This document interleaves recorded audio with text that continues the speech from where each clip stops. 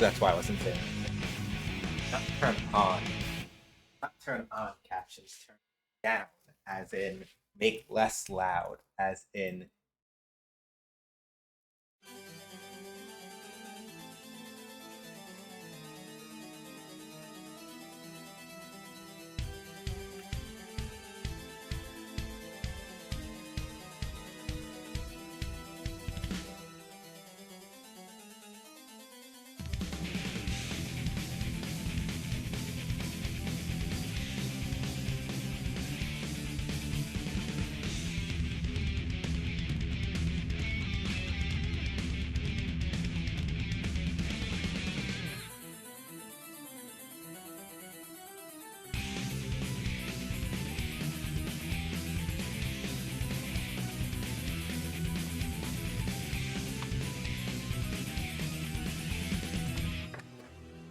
also food.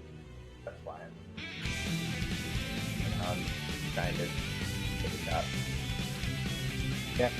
Hi everybody. Happy Friday. Hold on.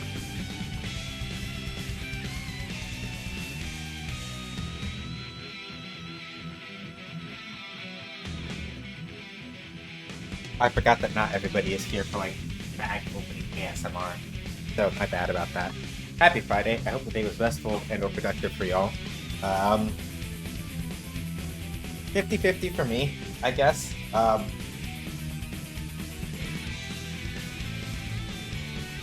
didn't like get anything super accomplished, but my wire, I did finally just cave and get like a wire organizer that I have to put together later for like behind the desk and everything to hopefully make things less of a chaos when I'm trying to like deep and vacuum and stuff, because boy, that caused a mess.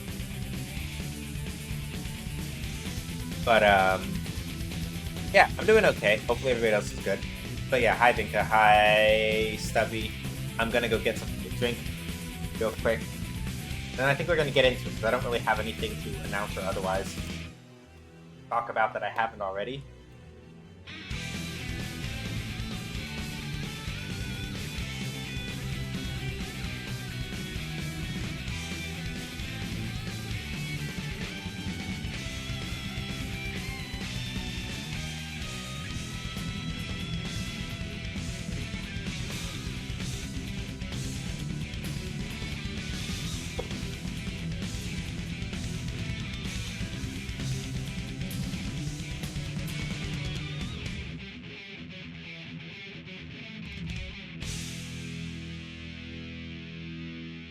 Prepping food.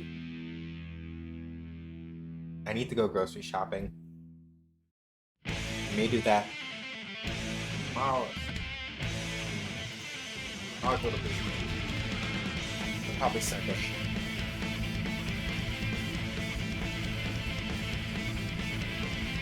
I was really hard up. I could probably go after if I really wanted to, but that is more effort than I'm willing to put in right now. Both because I'd have to go right afterward. Right after we done. Too much energy, so we're not doing that.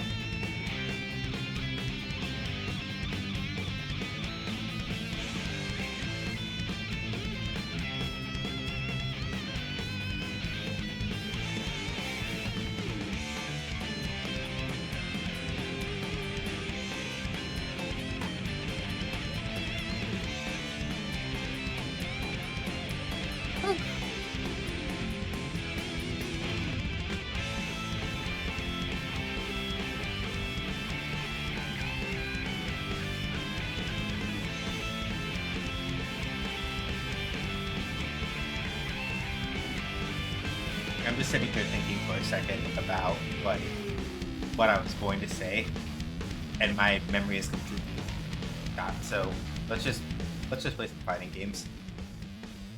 Not a fighting game. This is a fighting game. All right. Well, Slayer got released today. Well, not today. He got released yesterday. Whenever. Main point is that Slayer got added to Strive. He's the final character of the season character pass.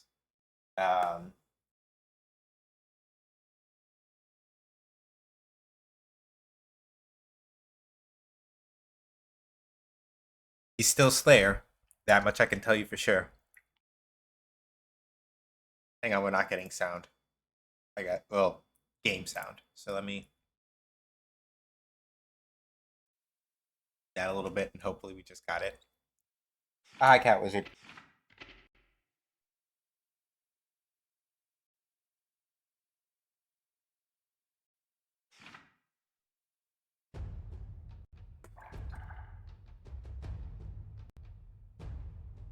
Yeah, it's all the time. It's always like this, isn't it?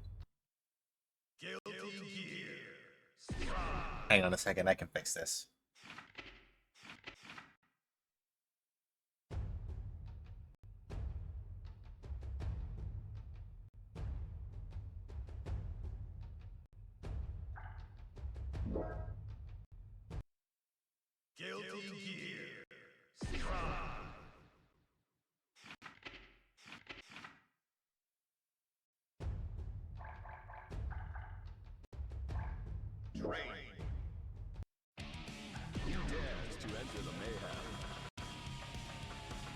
Hey, Shan. Not much. We are here and literally just getting started because I had to like start the game, or at least back out of the menu and back in. So I figured out finally why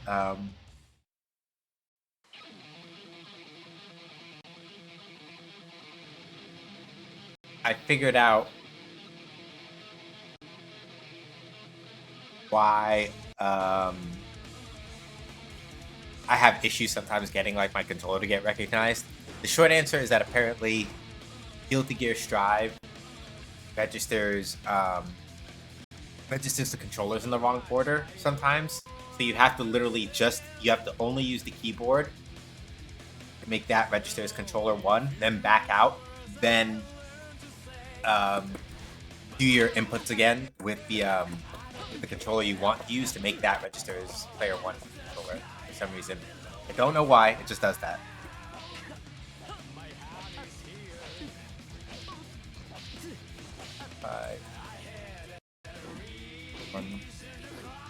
One.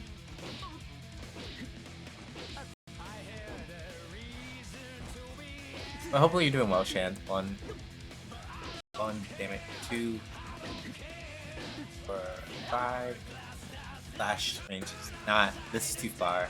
It's maybe about right, but it might be a little far. Nope, there we go. 1, 4, 5. This is definitely too far. This might hit. Yeah. 1. But yeah. I'm just reminding myself of like my ranges real quick. 2. Way too far. This is like definitely like here. Ish is about right.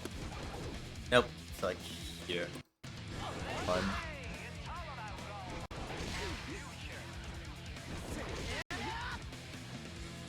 So what I'm doing here for anybody who has like not seen me do this in a fighting game before is that I'm mostly just reminding myself, right, of roughly the max range of my buttons.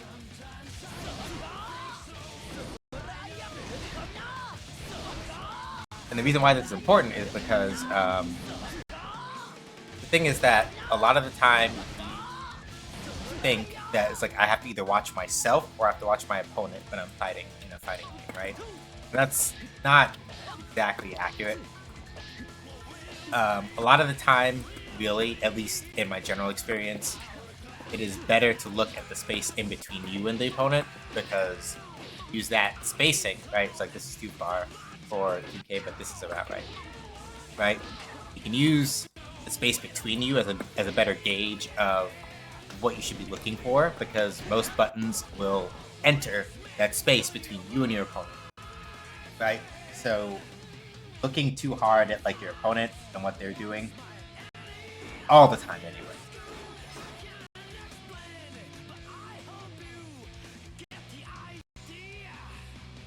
There are times where the thing you want to do is to look like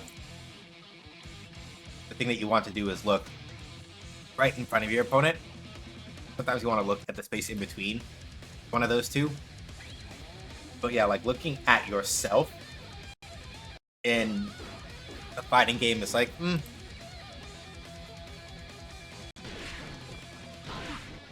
it can be a little iffy on that front. I gotta get used to this button a lot more because this is one of the buttons that makes Slayer kind of like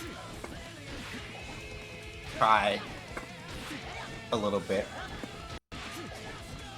closer range than Power Slash. It's Couching Slash. It's a little closer range than Power Slash, but you do like a dash and that. It's a little slower, but the reason why it's useful is because it will, like whenever Slayer does Slayer things, and you'll see what I mean by that if we get a Slayer to fight today. It stops Slayer from doing Slayer things relatively easily.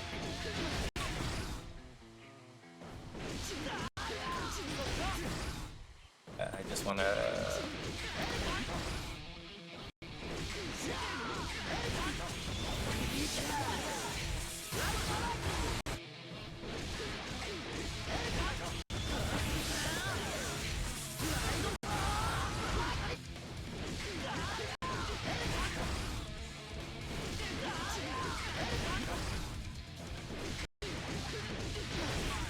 There we go. Gotta do a little faster.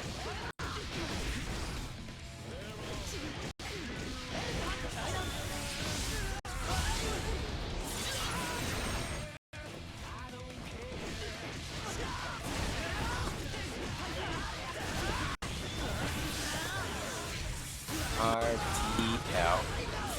Alright. Yeah. I just mostly wanted to remember, like, how far my buttons reach just a little. I don't have... Like, really, ideally, if you're first learning a fighting game specifically, it's better to do way more reps than I did.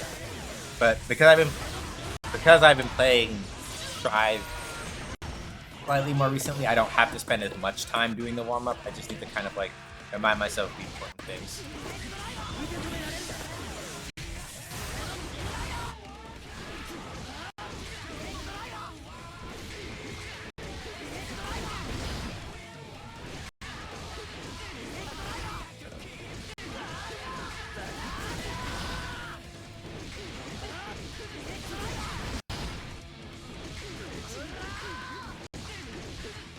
Still be able to.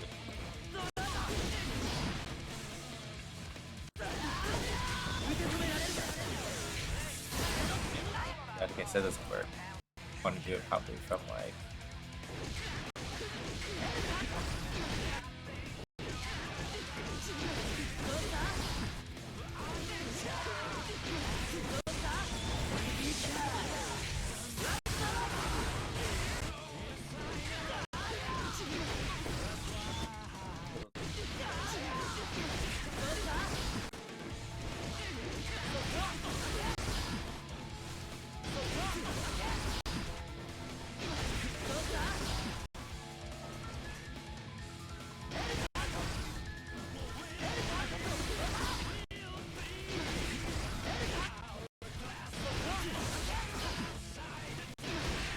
We can get it wrong.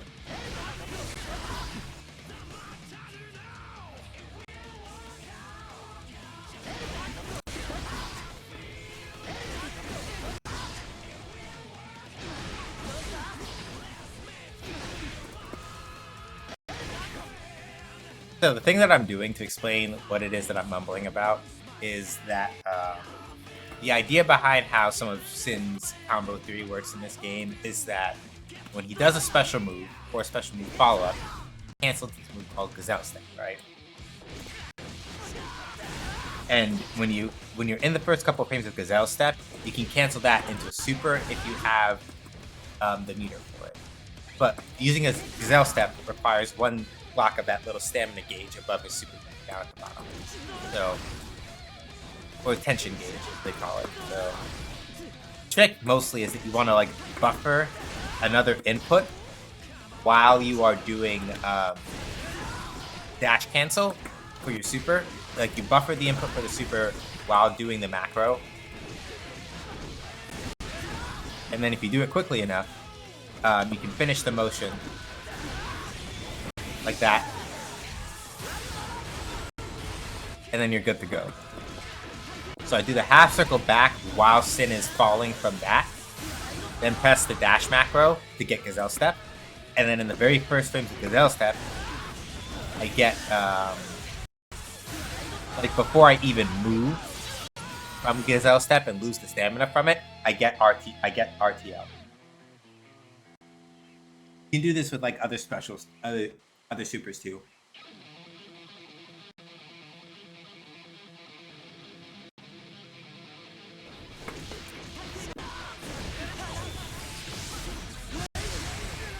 Like that, for instance.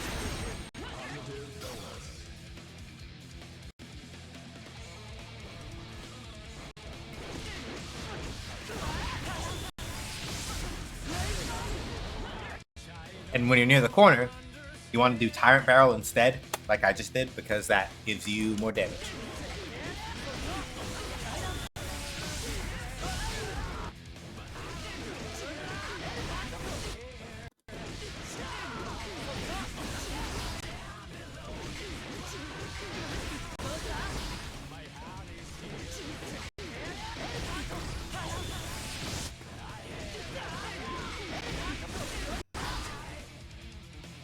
I did it, but probably just not fast enough. It can be a little hard to get it right, because you have to do it basically before, if you want it to really work correctly, you have to do it basically before Sin even spends the stamina meter, which means that if you are putting it in, like, so the trick mostly is that you have to like dial it in quickly, like that.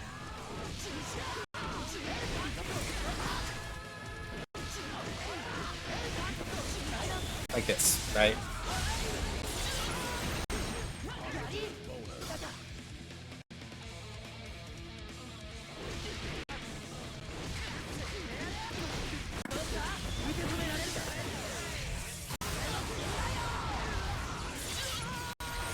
So yeah, Tyrant Barrel is better damage in that situation.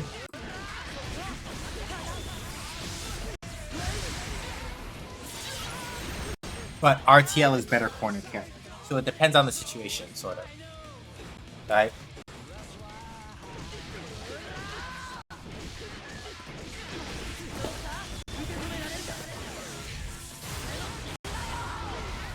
So I do less damage, but I get a wall break, which is a hard knockdown, and can do that, right?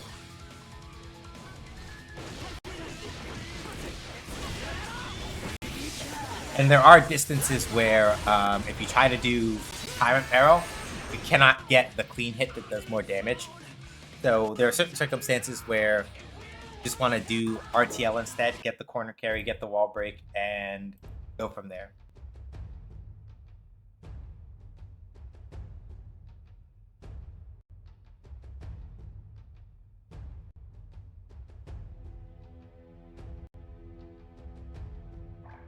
Okay.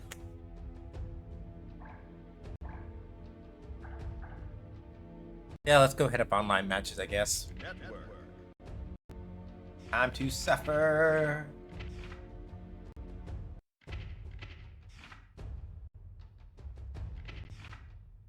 So yeah, Slayer, who's the character that got released recently, is a returning character to Guilty Gear.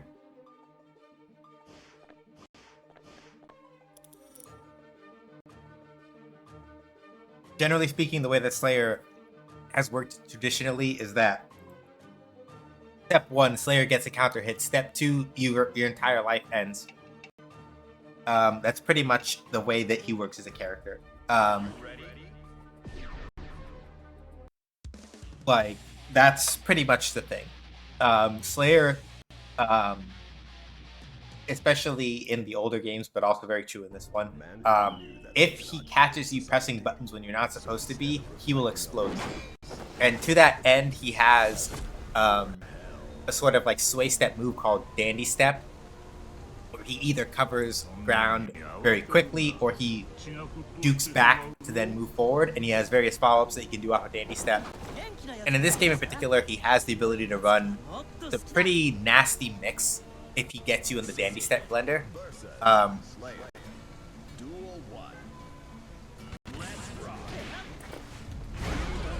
And if he hits you like Power Bunker and things like that, you're not having a good time.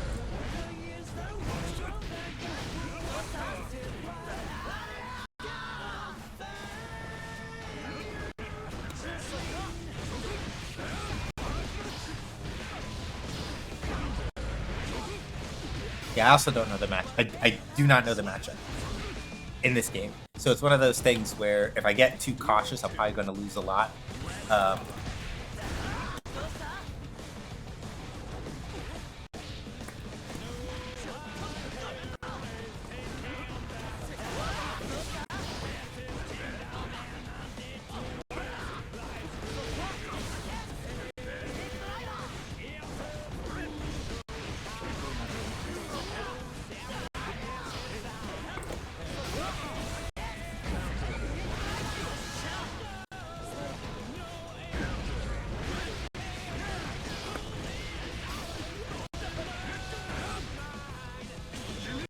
Yeah, I'm dead.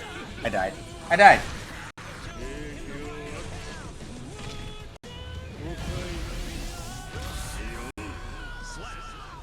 So basically, Slayer has one overdrive that costs 50 tension, and another one that costs like 100. If he hits you with the one that costs 100 tension, you just eat a shit ton of damage. But it's like a full meter to get that to hit.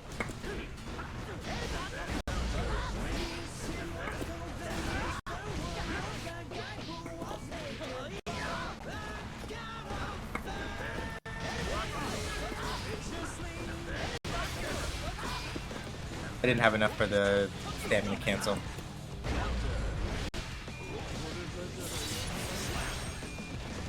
I don't know if they had enough meter for Mappa Hunch or not.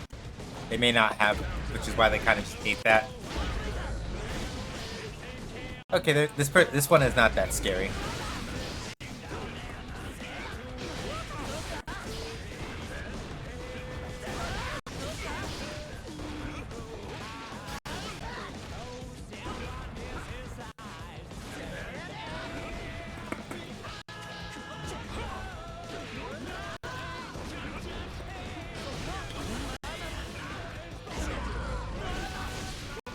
Yeah, never mind.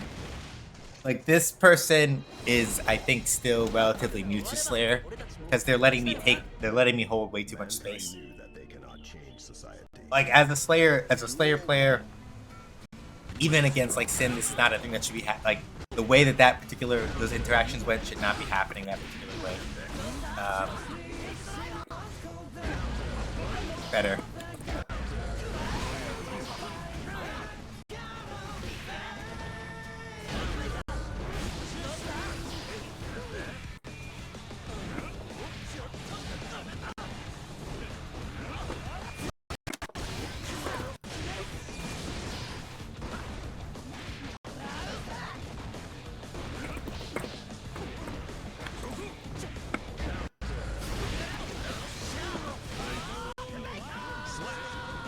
Yeah, like they also keep challenging with the same stuff after certain things, and that's why I keep getting away with like being able to just like 6p them out of things.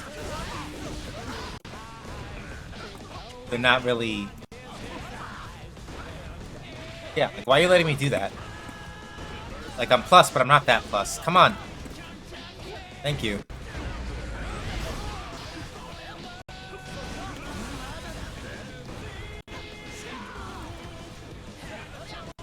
Burst.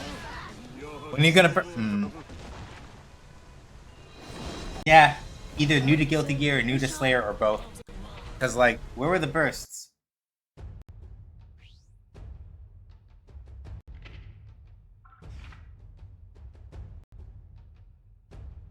You can't let me sit on top of you like that.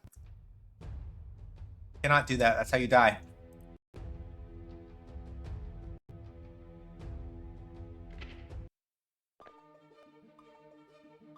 Are you ready?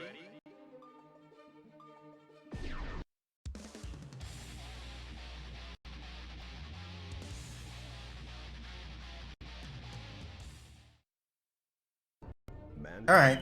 It looks like they didn't move, so...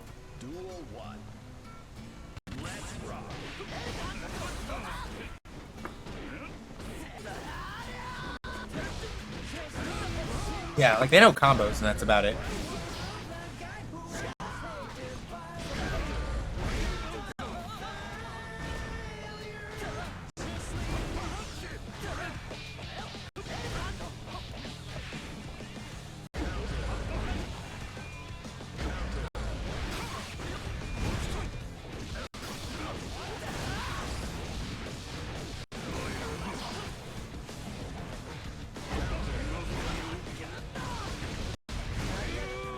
Yeah, they know combos, at least. They're awake enough for that, but their defense is kind of butts.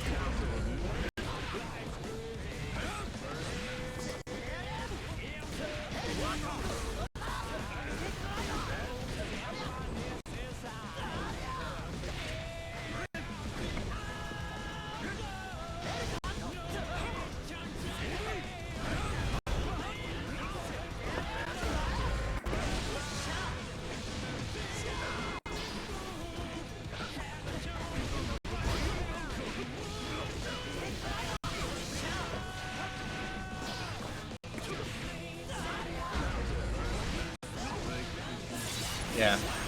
Like, they won't burst. The defense is not there.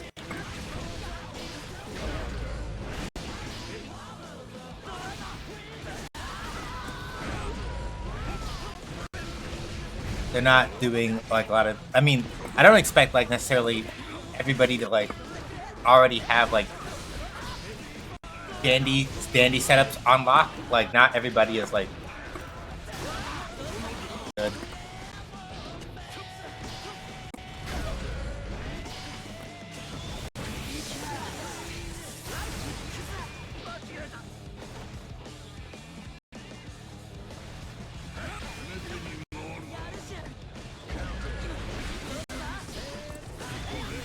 Thank you. Finally. Thank you. Because I'm like, I've been wondering also like, where's Mappa Hunch Super to like blow through me doing nonsense. Do something. Move.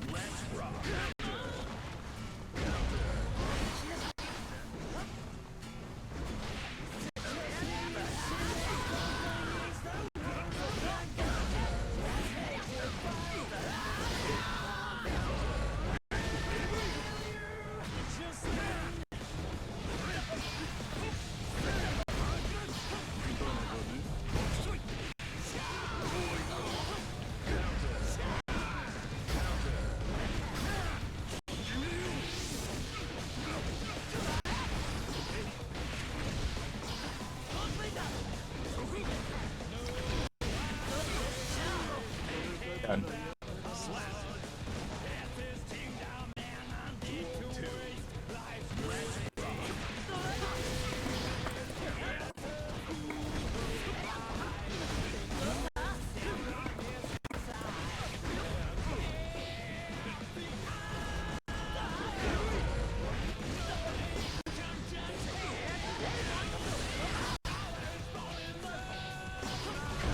Like, that would have been the tyrant barrel right there if I got the input right. But I'm just having one of those days.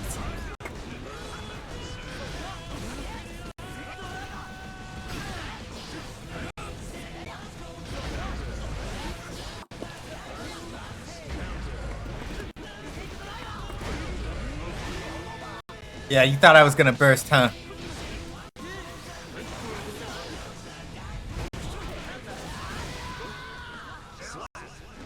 Thought I was gonna burst. So that's why they waited. Like, they hit me, did the moment cancel and waited because I thought I was gonna burst, and I didn't.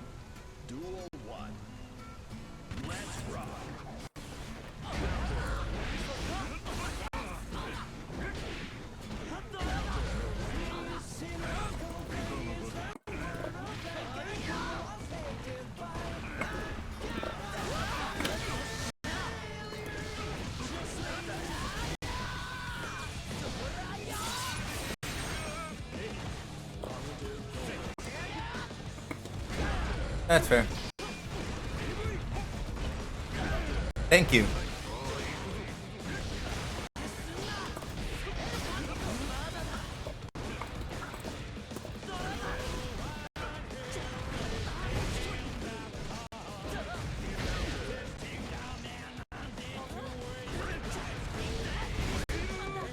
There we go. You're awake now. Good.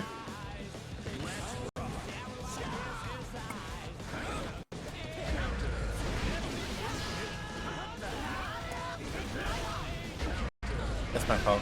Pushed a little too hard.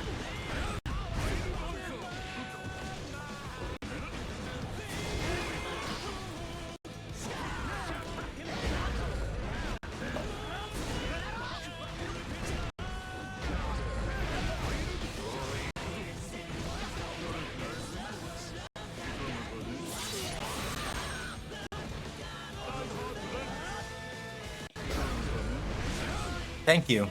They're moving a little bit better now.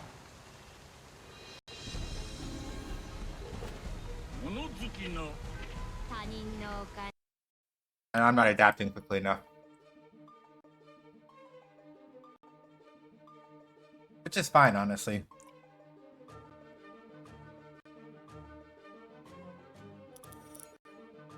Are you ready?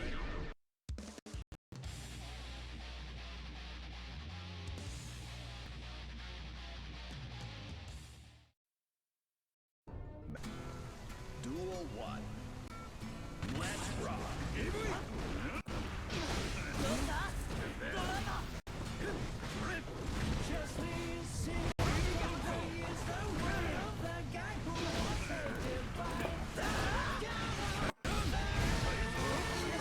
Yeah, I'm not adapting now, so...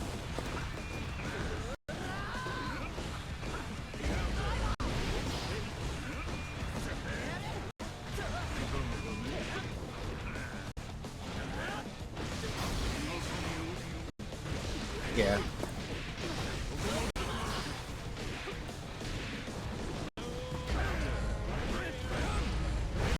Yeah, so this is the kind of thing that I mean, right? Like, if you're...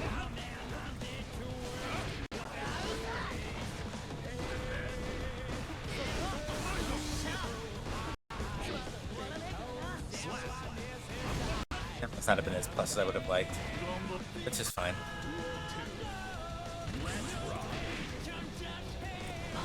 Like, if you're doing a lot of things where you're pressing buttons where you shouldn't be against Slayer, this is kind of what happens.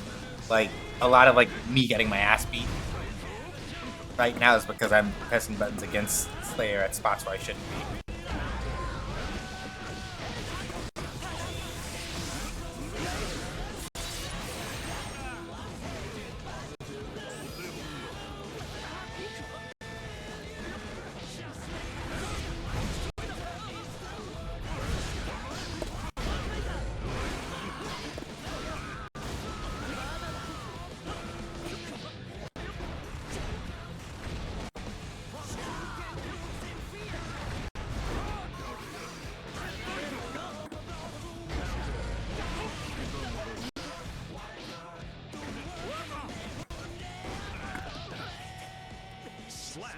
I don't have the timing right.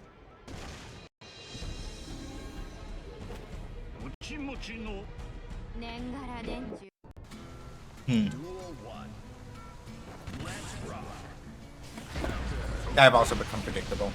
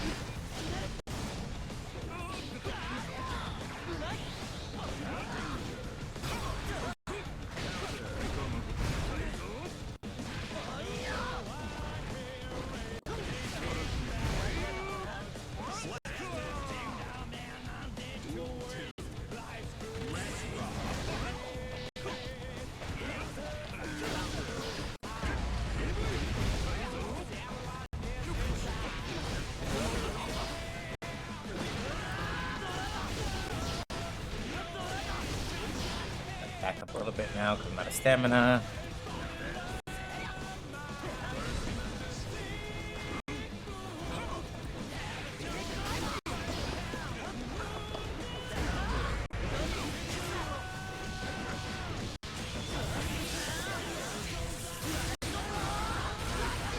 There we go.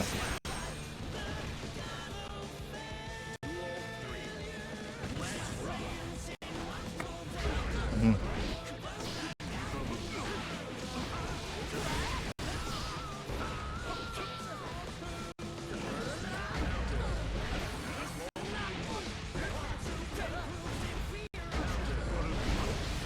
Yeah, it's not. That wasn't capless. I just didn't answer correctly. Yeah, that's my fault.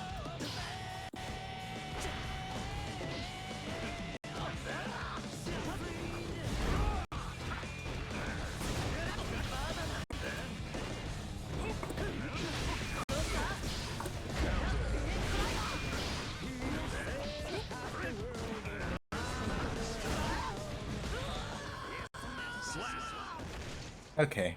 And that's 1-2, right? Yeah. 0-2. Okay. Yeah. I get it. I have not adapted quickly enough, and so some of this now is like me kind of just like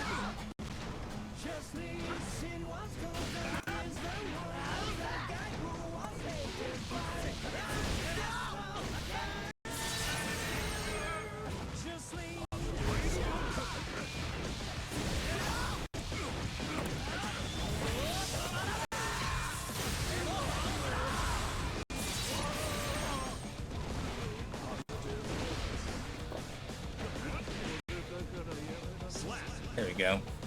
A little awake now.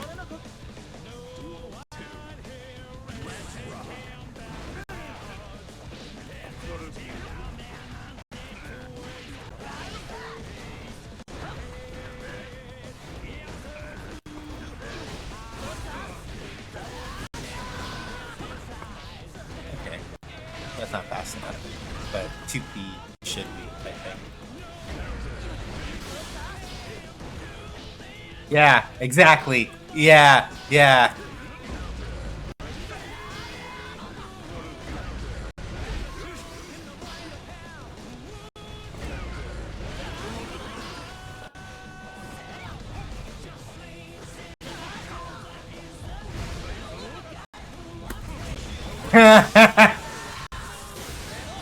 Oh, thought I was gonna kill.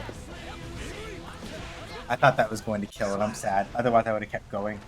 Silly me. I nearly paid for my hubris.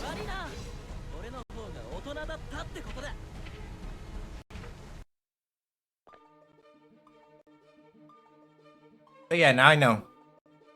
That's the thing I was missing. And now that I have it, it should be a little bit easier to work with. So, what I mean by that, because I know that was like surprisingly vague, right? After you do Sin's 6K, that move where he stomps, right? Time it right. He has a lot of plus frames, which means that like he'll get to move before the opponent does. In a situation like that, what you want to do is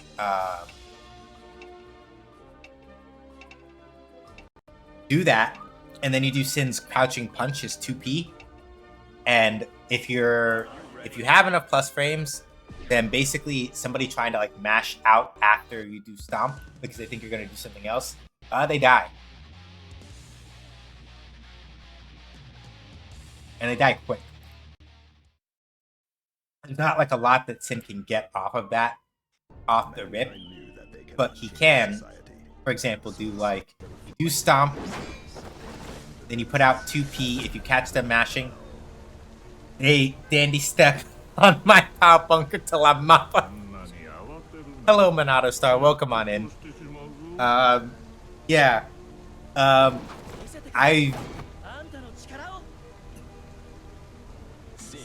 I've had worst first messages from new chatters. That one was pretty good. Welcome on in. Thank you for that laugh. I needed that. Ah, there we go. The Slayer, ha ha ha.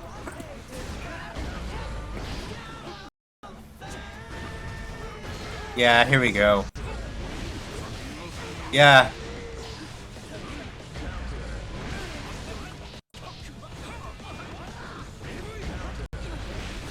Yeah, I am not a Johnny player because Jam is my character of choice, so by law I am obligated to like be a Johnny hater. but Just Lean is a really good song. So, all right, yeah, this Slayer is a little more awake. Not that the other person didn't know how to play, but the other person was more willing to like sit back and let me like fuck up and die, as opposed to this Slayer who is. Yes, I would like Jam to come back relatively soon. Giovanna is not the same.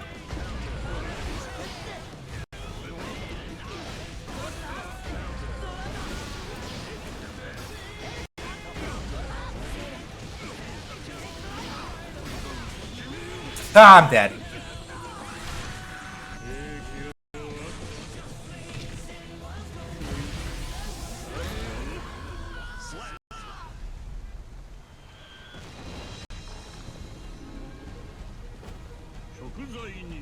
Venom would be interesting in this game. Mankind knew that they cannot change society.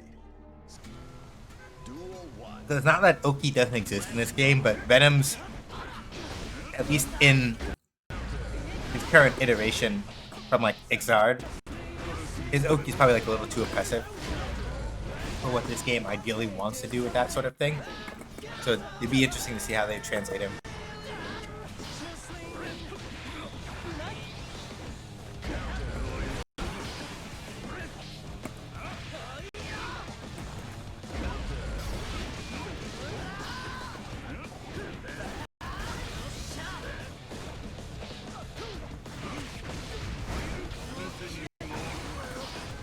There we go.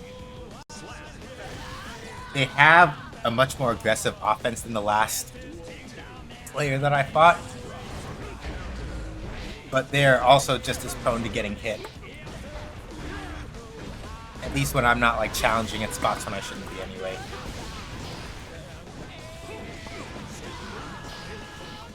I wasn't sure if I was gonna have enough to reach, so I didn't. So I opted not to like go for the RTL there.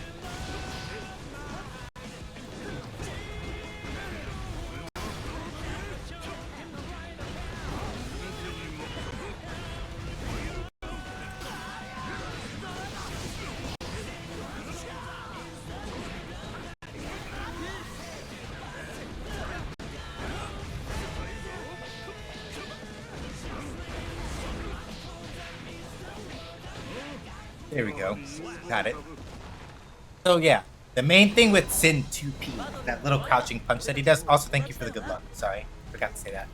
That little crouching punch that he does is his 2P. If you do, you can do like 2P. I don't think it forces them to stand, but you can do something like 2P, 6P, and that works.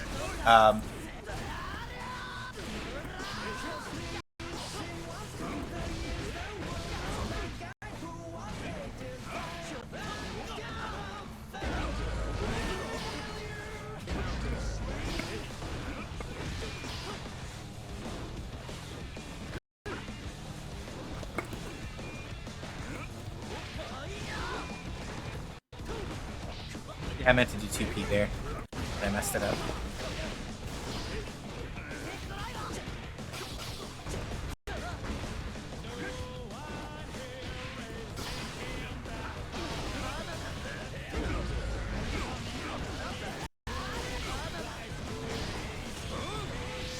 Haha. There we go. They were mashing close slash when I was in recovery, so they whiffed and I just woke up and did 2P.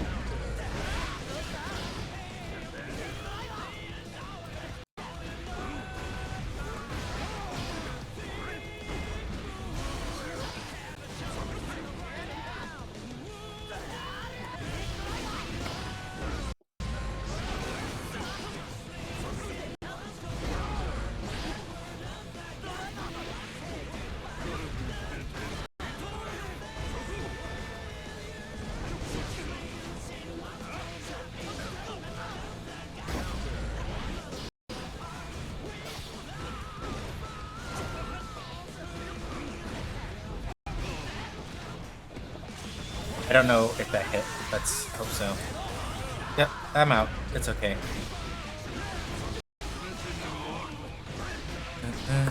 Ooh, dropped it. couldn't quite get out something fast enough to stuff that. 2P might have worked at one point in there, but I'm not sure. Okay, 5k, that's fair.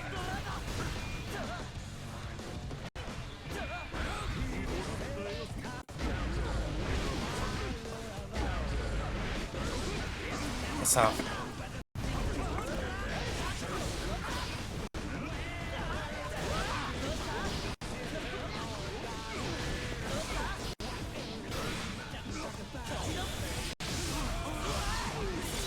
Good.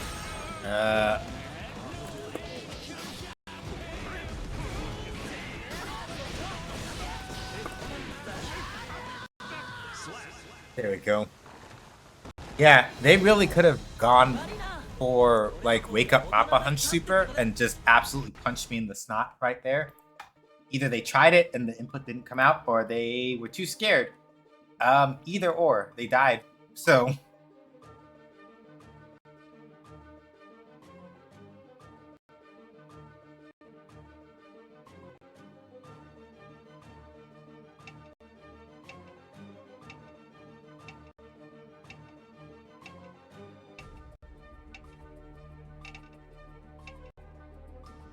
Are you ready?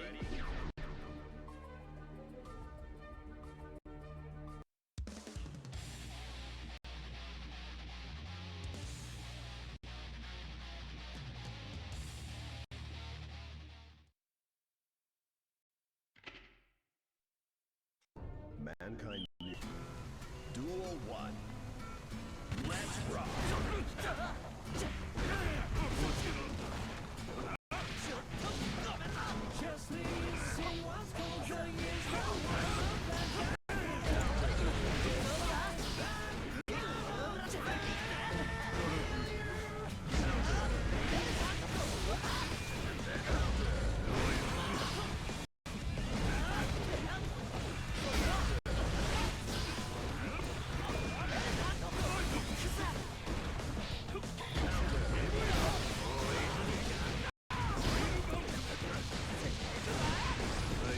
there we go.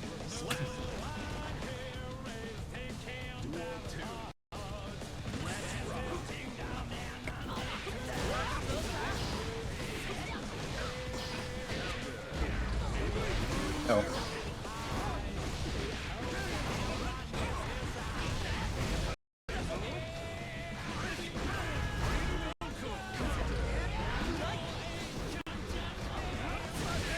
Is Slayer's blocking animation still super... where he just does like the hand spin thing? Yes, it is.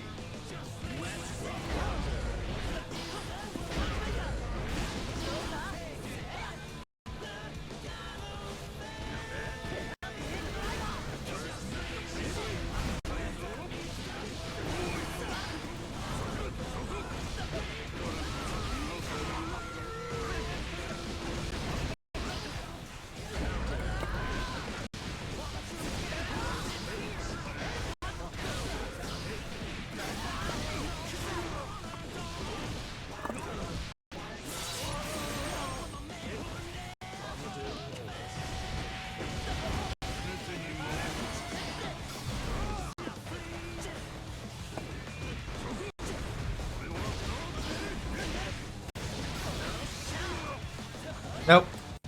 I fucked up, and I didn't do the right move. I did 2S instead of 5 instead of close slash. Because the close slash would have picked them up, and then it would have been bash, bash, bash, and I fucked it up because I wasn't paying attention to what buttons I was pressing.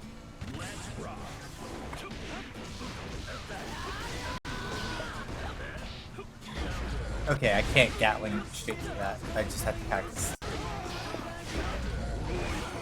That's fine, I got the burst.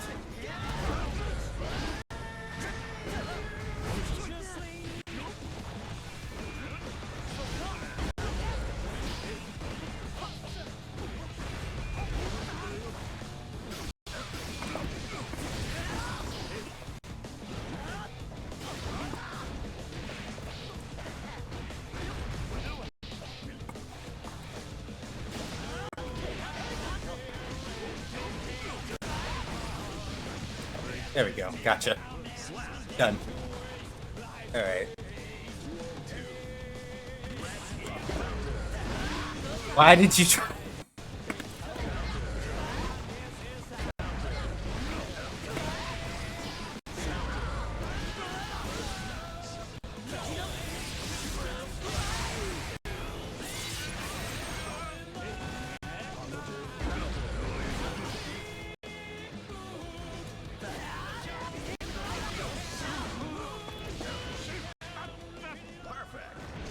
Yep. So, the main thing that Sin has going in this matchup is that if Slayer is very careless about either power bunkers or dandy steps, what basically happens is that he runs straight face forward into Beat Driver. It's not perfect because Beat Driver is kind of slow to start up, so if you're not careful, you do in fact give Slayer like enough ammunition to kind of just like do that, basically.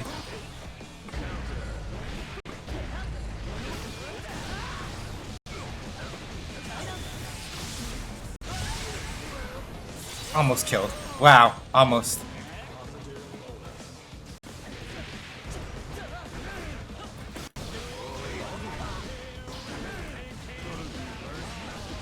Right. Also, you can't... The main thing about Slayer is that trying to jump out against him in certain circumstances is a bad idea because he has that funny-looking axe kick thing that he does, that thing, that 6H will fuck you up if you're trying to jump out of his pressure.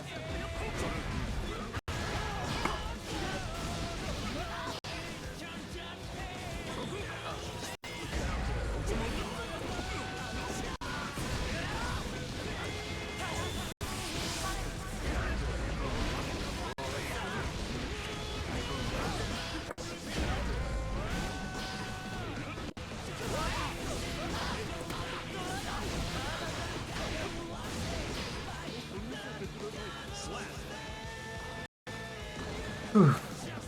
Close. Okay, fair.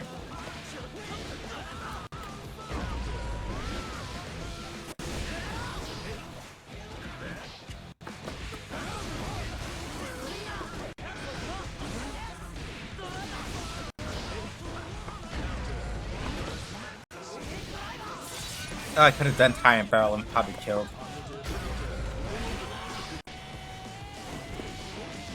That's fine though.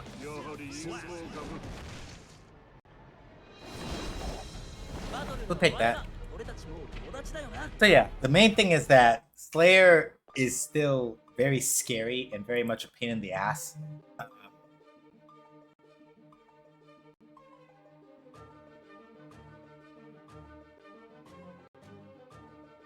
But the main thing is that his weak point, such as it is mostly that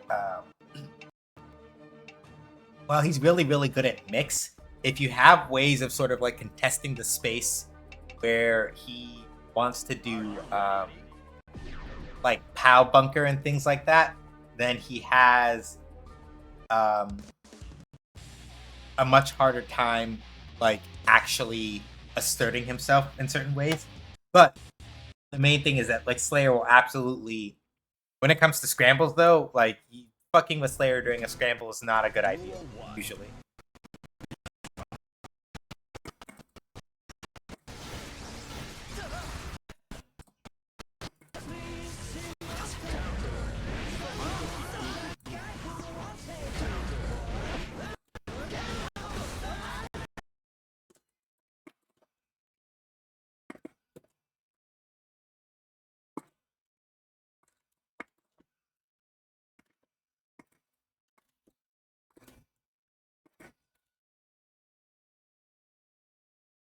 Also, since 6k, that stomp is a low. So if you're not blocking low, you get hit by that.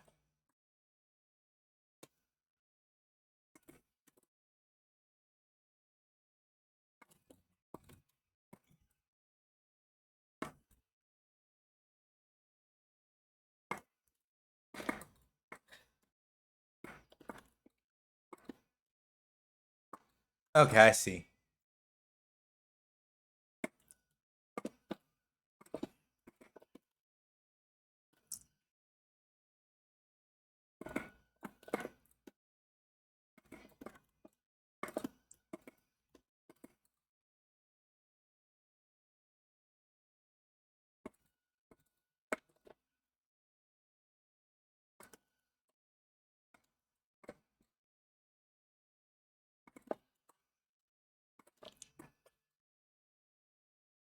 I messed up. I was trying to DP out of that like 2 times and I fucked up the input. Eh.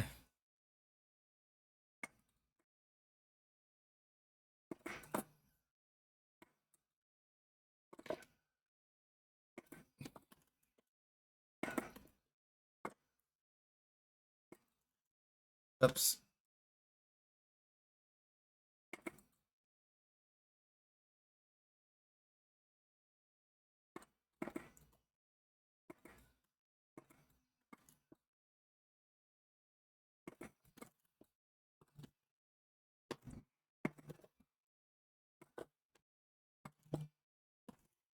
There we go. So yeah, Asuka's main thing is that he has like what 3 different um sort of test cases or like card collections to use basically. And each set of card, each test case has a different set of cards in it that do different things. And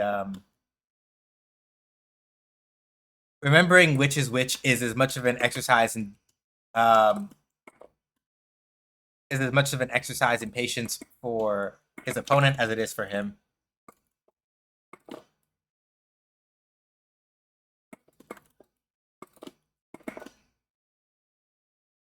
And the main thing is that once that little blue glow around his HP bar is gone, he takes intense amounts of damage.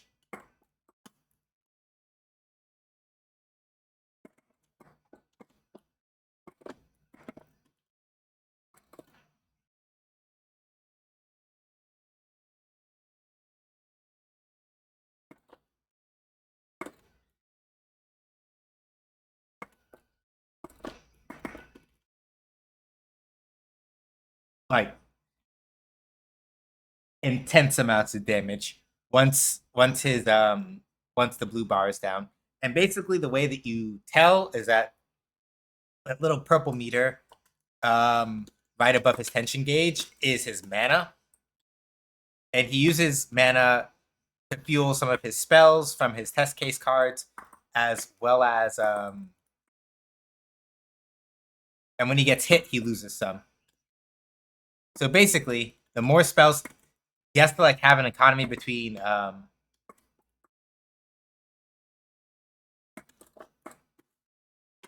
casting spells and trying to make sure that he does not run out of I got hit.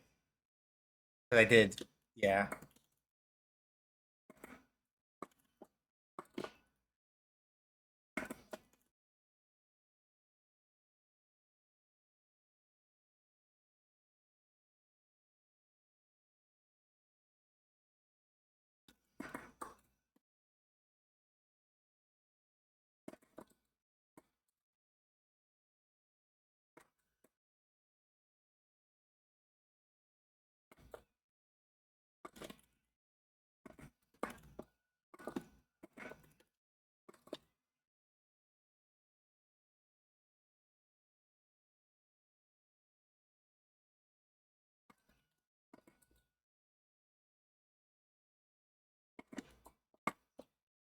There we go.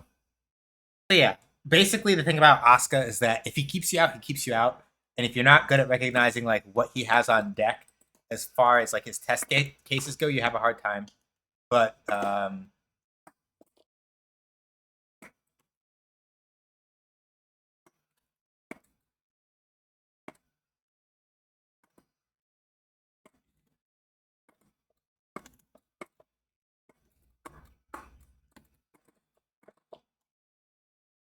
I think I'm over it. Yeah, I made it over, but he recovers very quickly from that. So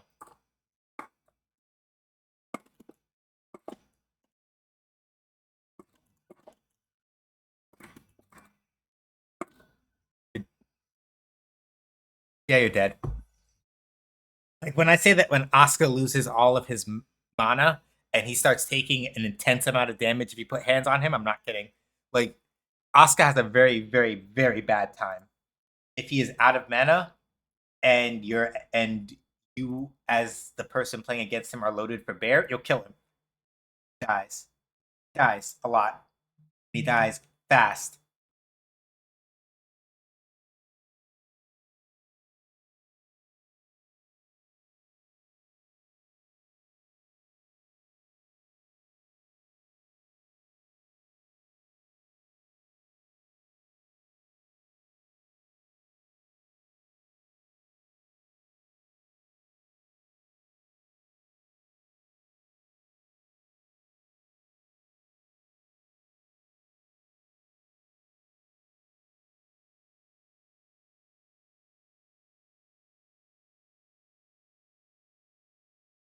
Baiken is also interesting because, generally speaking,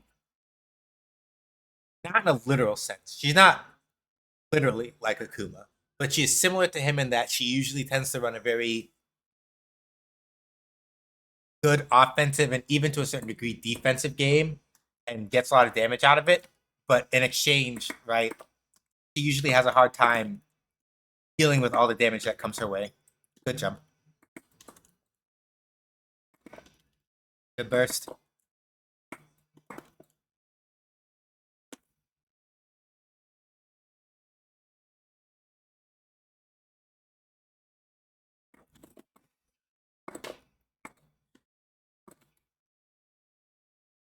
Yep, you gotta be faultless defending that, or you're gonna take chip damage and die.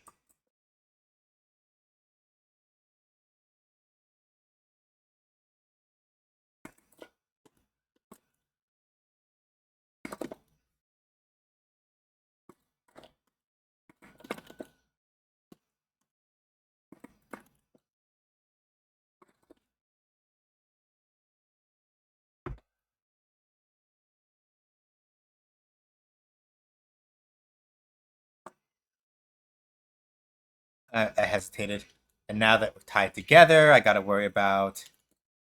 Well, they didn't cancel the 2H, so just die, I guess. Yeah.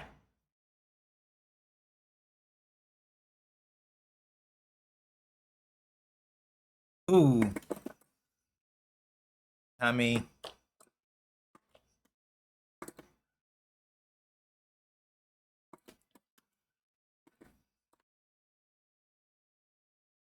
Tommy. Yep.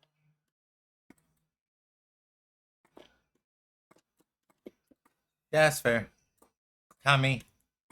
So yeah, like the Tommy, as you can see, because it hits twice, if Viking gets close enough to like make sure that it hits you 2 times, you kind of just eat shit in terms of like being able to actually deal with it.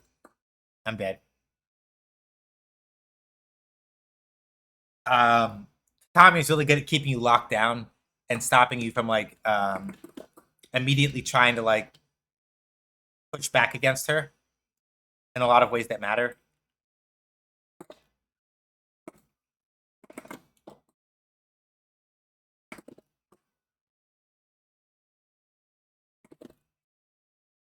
And the thing about her regular throw, when it does that tether to you, it actually forces the two of you to sort of like maintain a similar distance from each other. Or rather, let me put it like this: it will it will bungee you to her or her to you if you try to get too far apart, and it is what helps set up some really like nasty.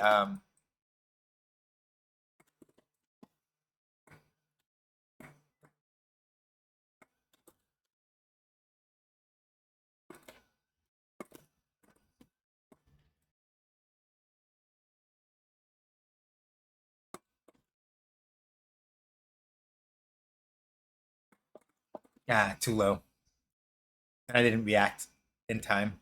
I might have been able to 6P that and knock her out of the air when she tried to air dash at me, but I missed the cue.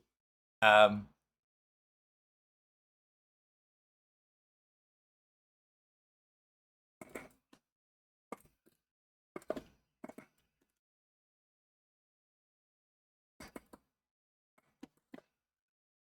didn't that time though.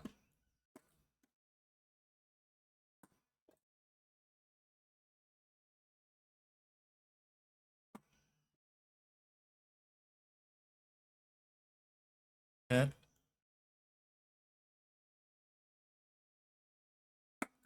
Okay, yeah, they didn't try it.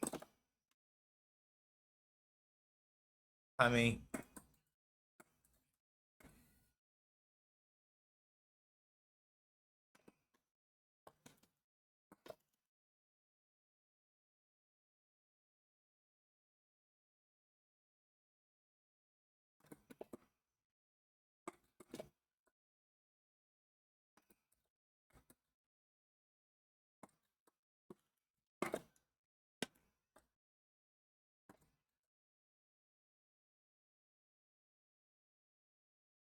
that shouldn't have worked.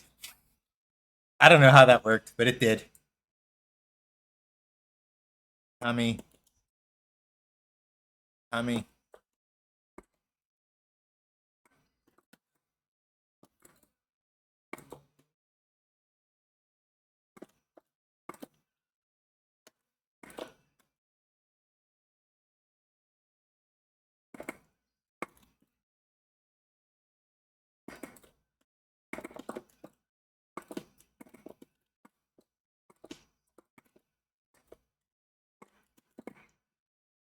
Fucked up the combo at the worst possible time.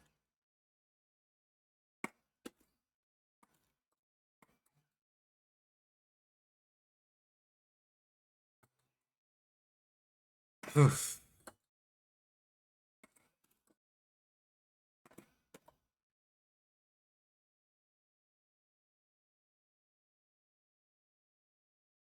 Oh God, that was close. Yeah, that was close. That was scary. Christmas. Yeah, Viking's main thing, right?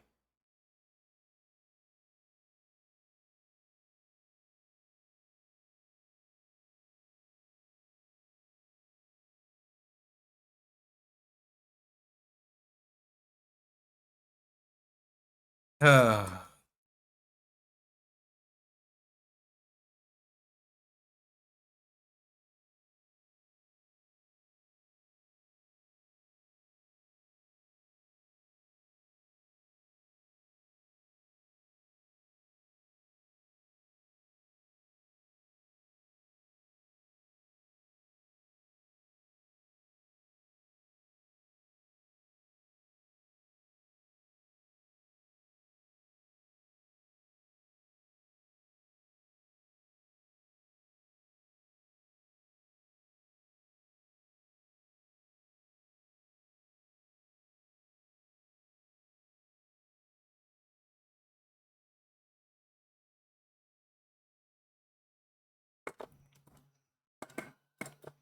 see.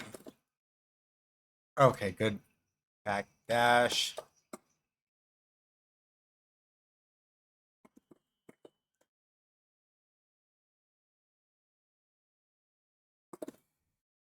That's my fault too. I'm reacting to things that aren't happening.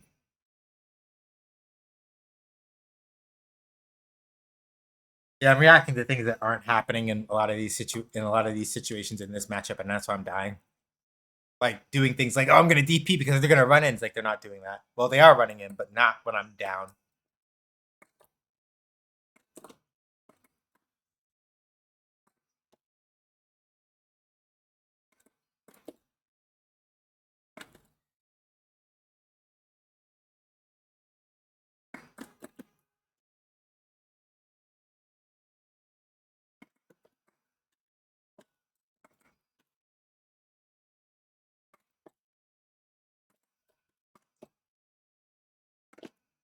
Gotcha.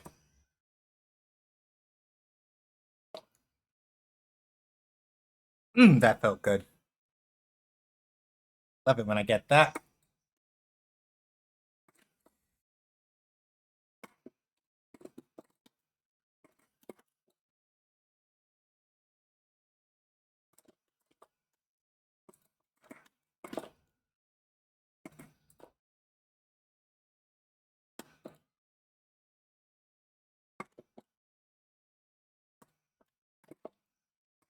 Yeah, see, they're doing a lot of that dancing back and forth to like catch me.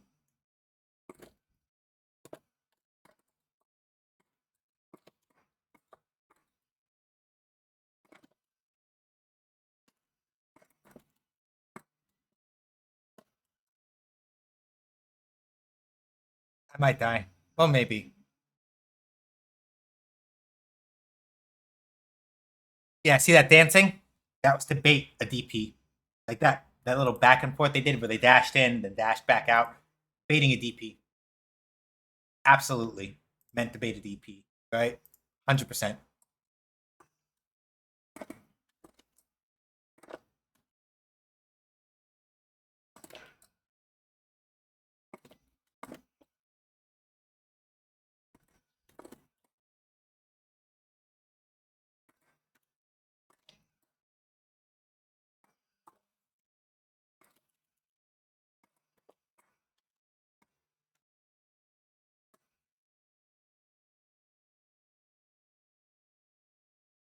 Yep, dead. Or not dead. I got hit by the wall break, rather.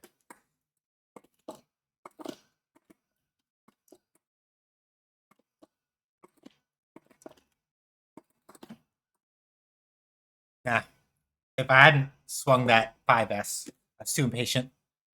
If I waited a little bit, I might have been able to catch them. Yeah, see? That back and forth movement is deliberately to, like, catch that out. See? Did it again. And it's not, I'm not saying that as in, like, to, like, knock on them for this. Like, this is what they should be doing. A lot of it, like, a lot of what makes Giovanna so scary is that when you understand how to move with her, right? It doesn't matter that she has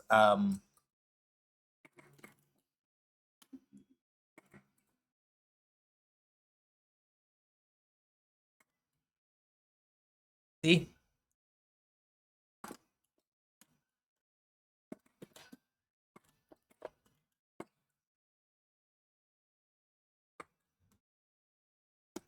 No.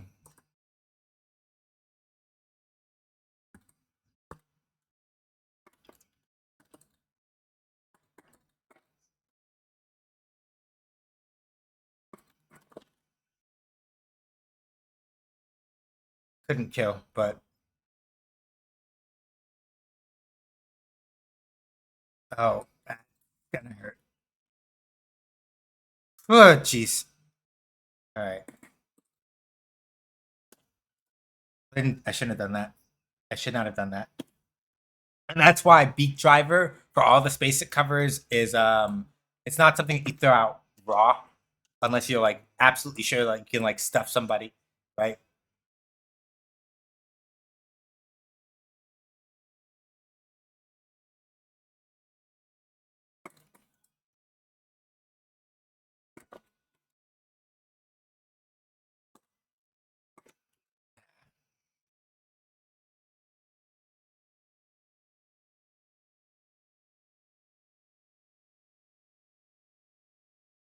If that had hit, that would have been a wall break. I would have gotten taken coast to coast and gotten hit with a wall break, and that would have been painful. That would have been painful, painful. Literally, if the dive kick super hadn't whiffed, I would have gotten hit by that. Probably carried close enough to the corner for a wall break off of the super, and then I would have just had to I would have had to live with that.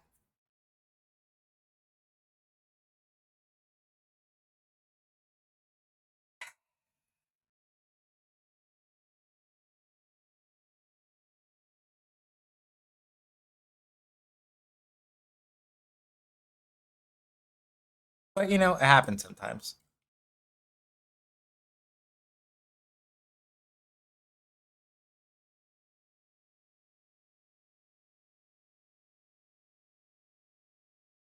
Oh, hey, somebody with a Cowboy Bebop quote. You're gonna carry that weight. Fair enough. But okay, let's see. It's another Slayer, so let's see what they feel like doing and how they sort of feel out the matchup.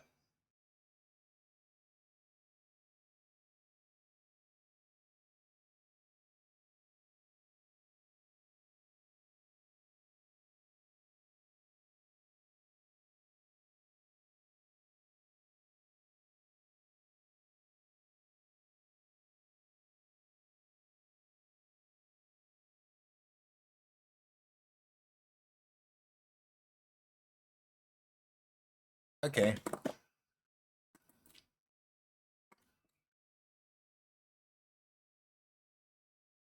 All right, got the burst early.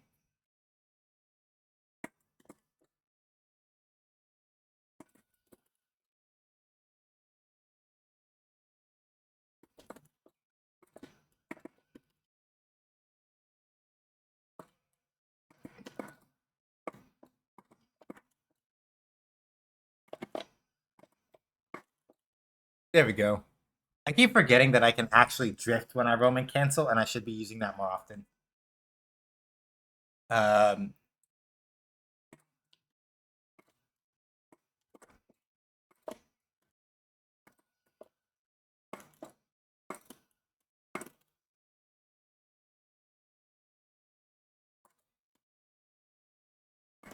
Yep.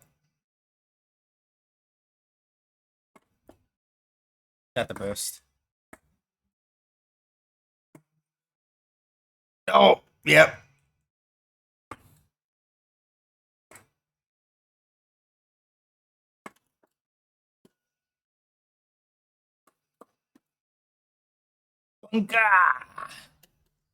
All right.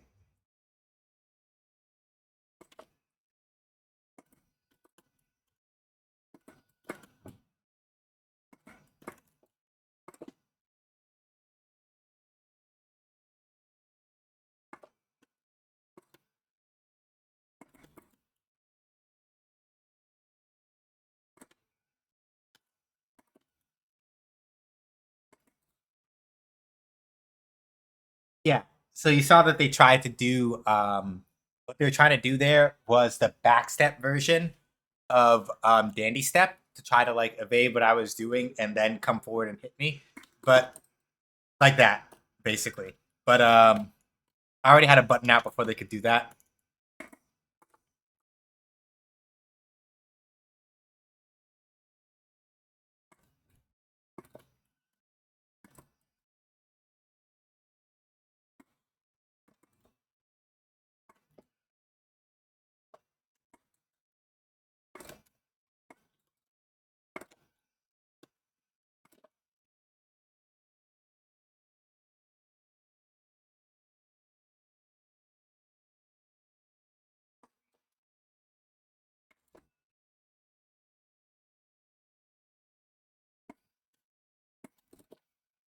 Yep.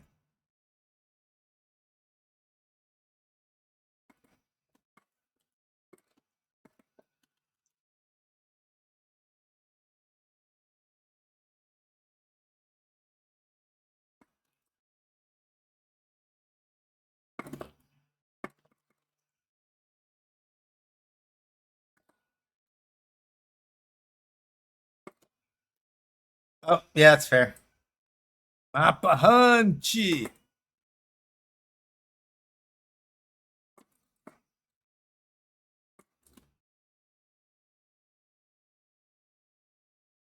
Yeah. So like basically the main thing as that it feels like, at least for Sin, that kind of like works out the best for him in this matchup is that if Sin can use his 2S at spaces where he suspects that like a 6P is coming or like a dandy step is coming, right?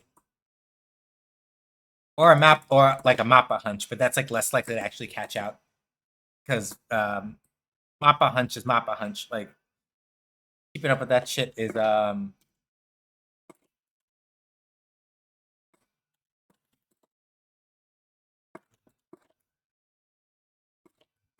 that's fair.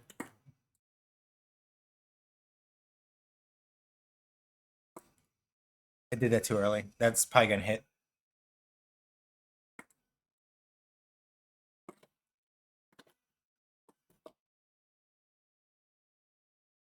No.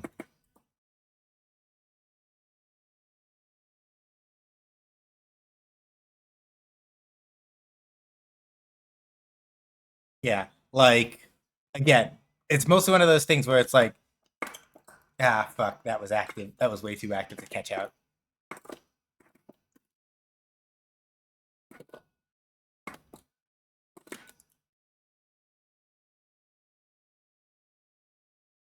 It would have been better to tyrant barrel there, but I wasn't sure if I had it. So you know,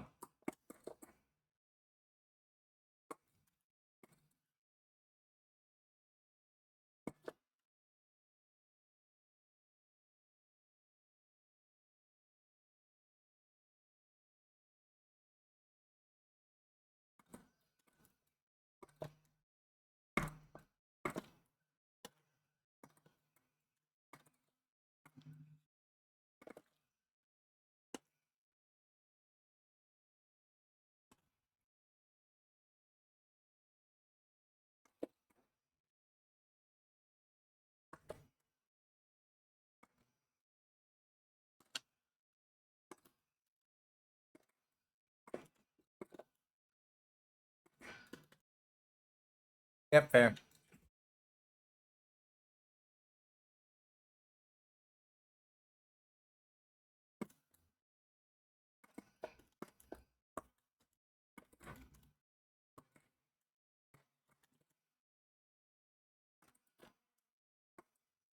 I might have landed in time to block that. Nope, didn't land in time to block it.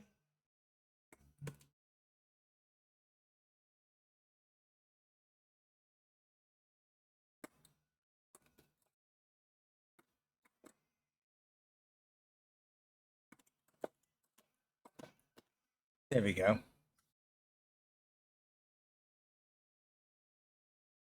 Yeah. So basically, like the things that make Slayer scary are his 2H, that big stomp that he does that makes like a bat sigil behind him, where he just like stomps with both feet and it's like the ground explodes under him. Um if you try to throw a low when he does that, you kind of just eat shit, right? So he has that. He can like do low crushes like that, where it's like, oh, I see Slayers over here. I'm gonna try to hit him with a low, and then he does 2H, and you fuck up and get exploded.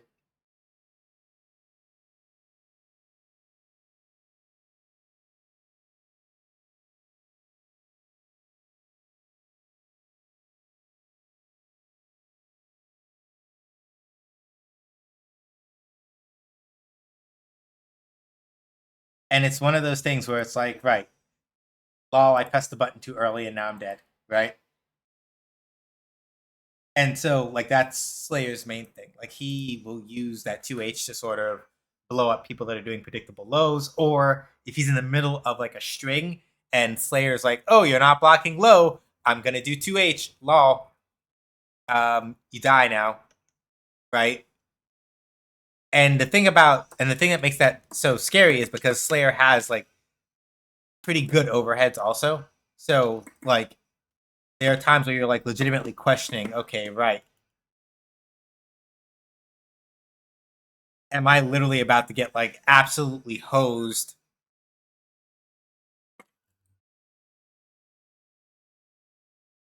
by an overhead like that, right?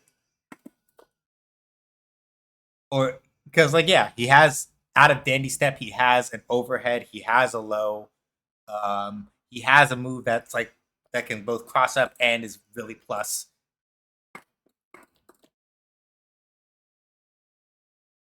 Like that's the overhead, and you can't like actually contest him after that. I don't. I have to double check the frame data. I don't know the frame data for sure, so I could be lying. Yep, I got hit because I didn't have enough plus frames there. The burst.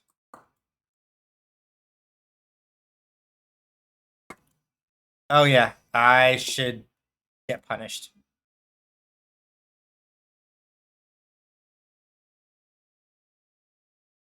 Yeah, got.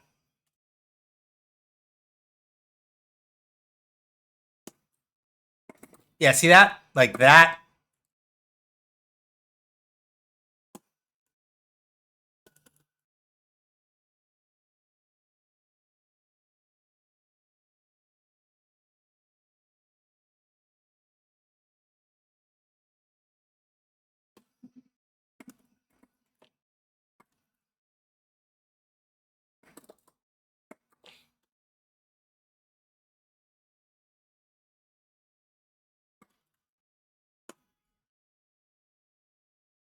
I don't know why we started having rollback frames near the end there, but that's unfortunate.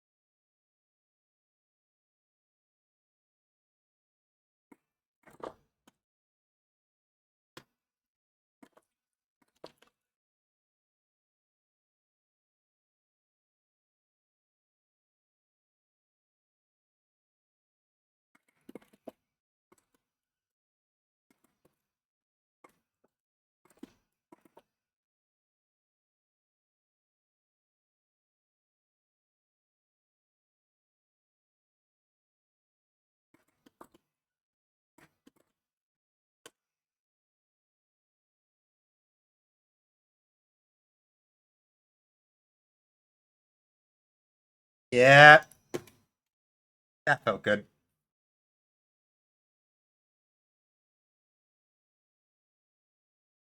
I was able to debate a burst, and I'm happy about that.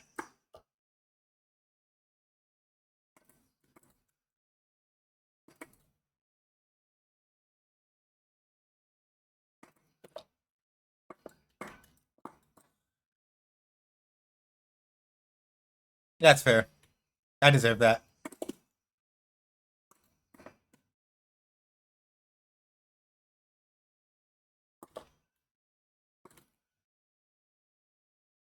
Yep, good.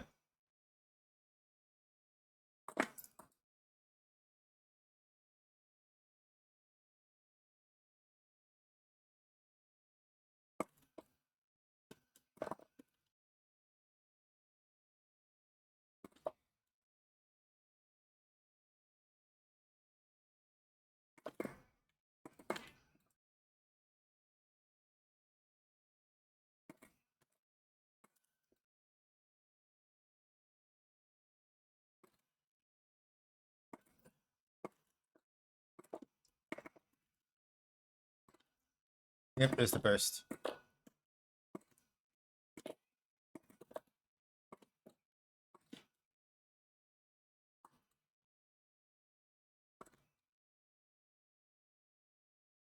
They stood up because they thought the overhead was coming, and then I hit them with the low.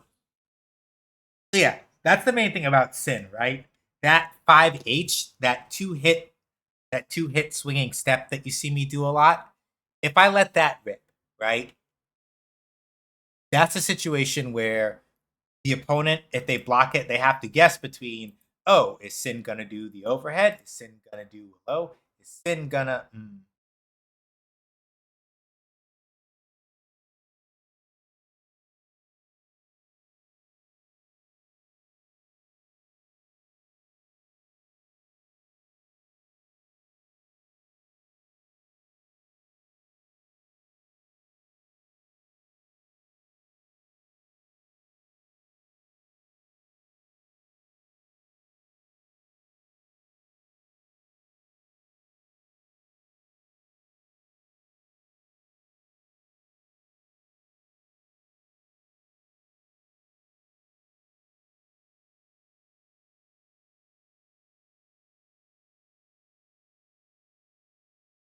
It's also always a good day to just he's being worked on. Okay, Testament. Okay.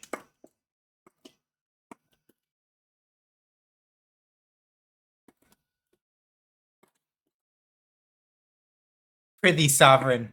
Prithee, Sovereign, please slow down. I just got here. Prithee, Sovereign, slow down. I'm just now remembering how to fight against Testament.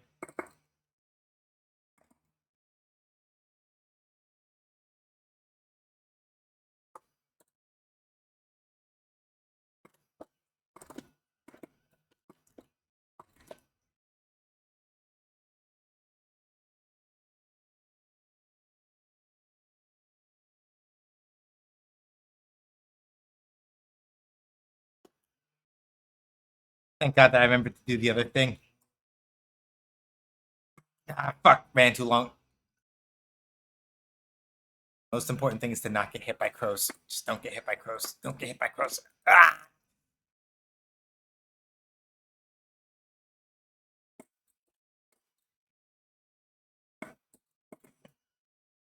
Yeah, the main reason why I don't want to get hit by the crows that Testament shoots is that when they shoot a crow, if I block it, or if it just makes contact with me at all, I get put into something called stay in state.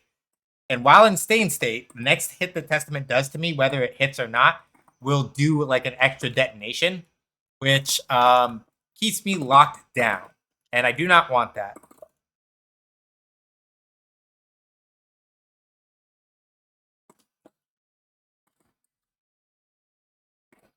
Arbiter sign, arbiter sign. Yep.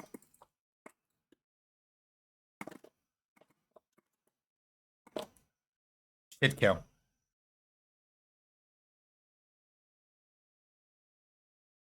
Whew. the world. Why did I just remember to start using Sin's detonation? I feel silly.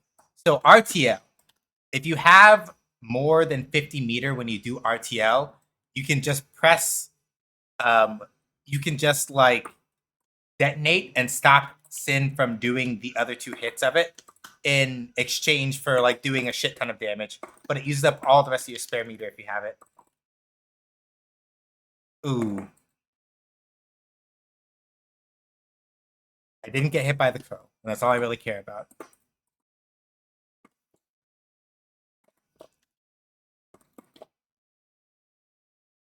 No burst to save you that time, though.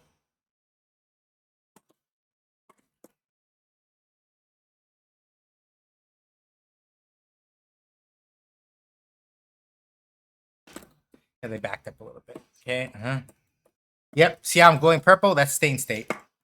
And then Testament kicked me, and it detonated, and I got hit.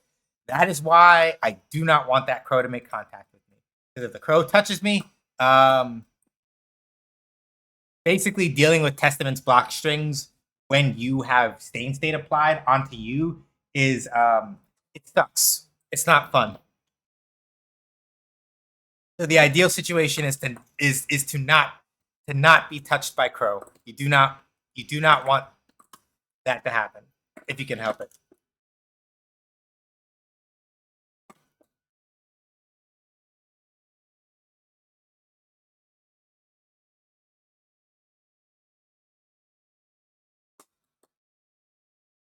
Stain state does go away if like you hit Testament, but like as y'all can see, right? That's easier said than done, and I'm dead because that should reach. Yeah, that's what I say. The first hit will not hit, but the second or the third one should.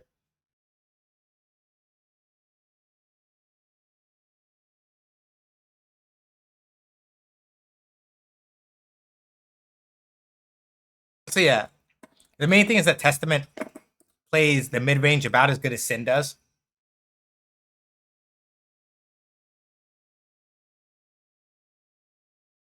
And as you can see, at least for me, a lot of my common approach vectors, a good Testament can stuff those relatively easily without having to think about it all that much.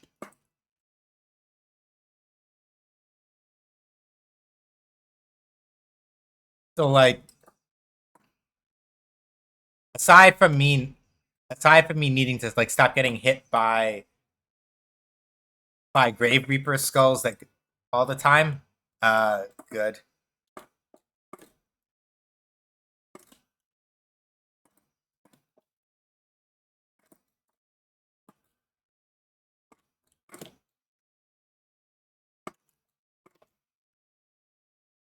Yeah, I pushed too hard. Robbery sign, crow.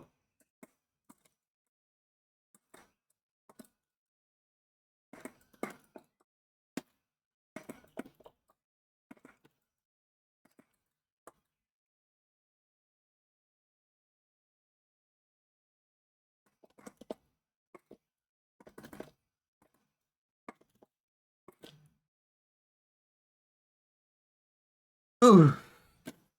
We're in there.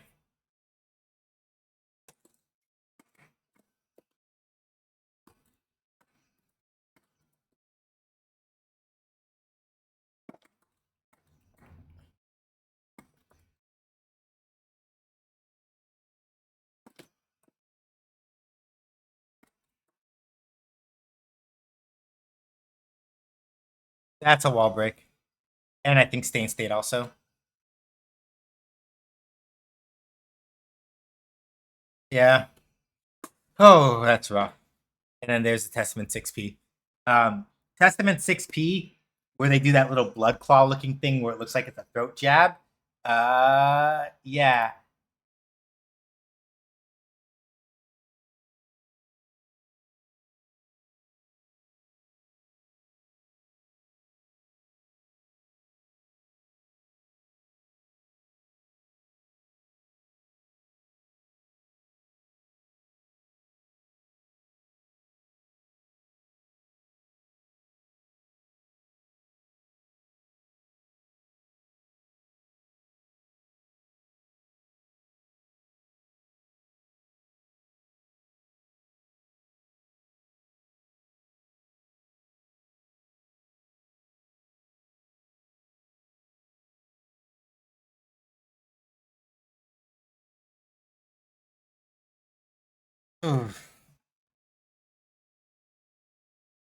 Yeah, good Testament players make me sweat.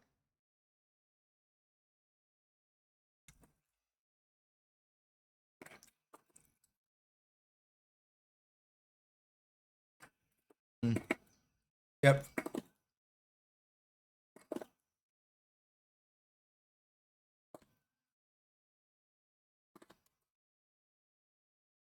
All right, yeah, just go ahead, take the round. I need to think.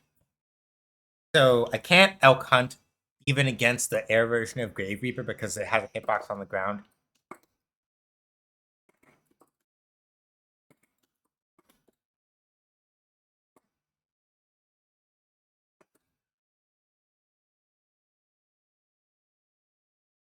Yeah, getting hit by the crow is not the worst. Do I have Saint State? No, I don't. Oh no, I still do. Fuck.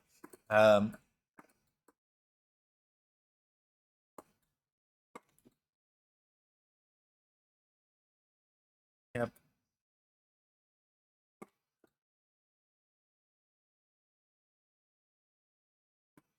Arbiter sign. Arbiter sign. Yeah.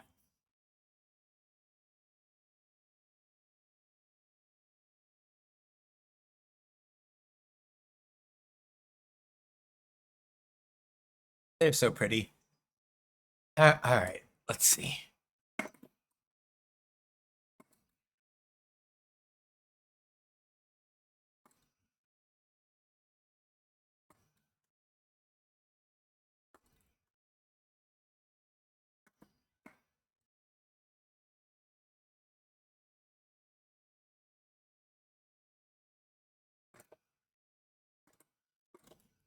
Ah, Calamity 1.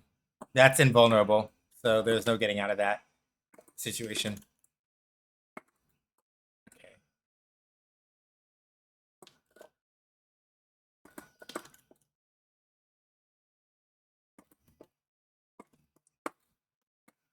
Yep.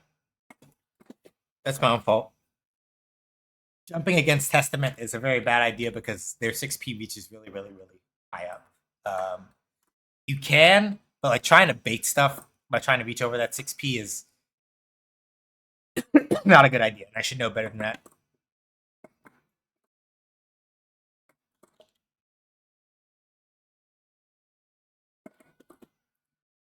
There we go. Ah, Calamity 1 again.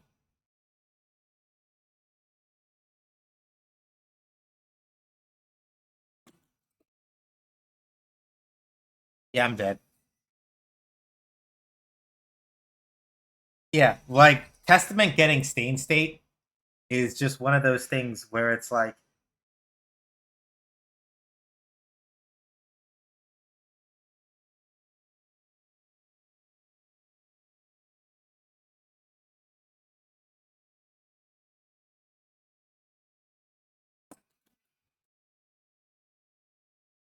fuck.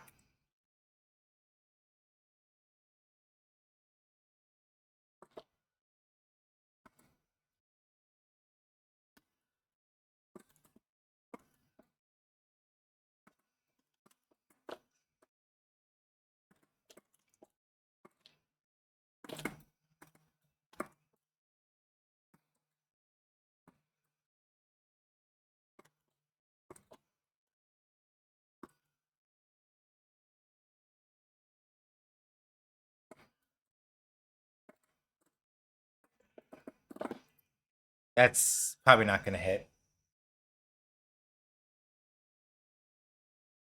If I was a little bit closer, that might have hit, but no.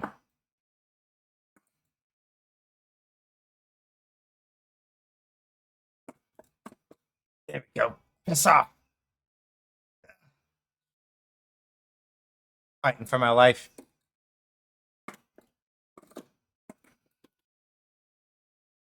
Yep. And that's, again, like, Testament's 6P reaches really high up, and it's like, you get hit by that, and you kind of just eat shit. You can bait it with jumps, but it's really hard. And I'm dead. I don't know if I had Stain State applied at some point in that, or if it got applied after the combo was over, but shit kind of just happened, and I couldn't keep up.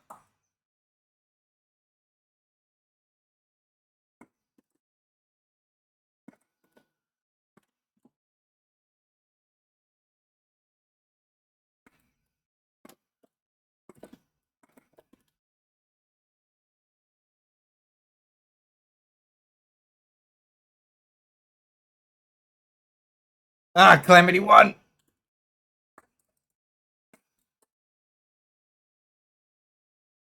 It's off. Nope. Nope. Gotcha. Yes. I gambled a little bit there that they would try to do something. I can't say for sure that I knew that a Grave Reaper was coming at that point, but I was like, I'm going to take a risk here, step a bit forward into their space, and buffer RTL like wild. And if they press a button, then I'm gonna let it rip, and we'll see how that goes. It worked mostly. Because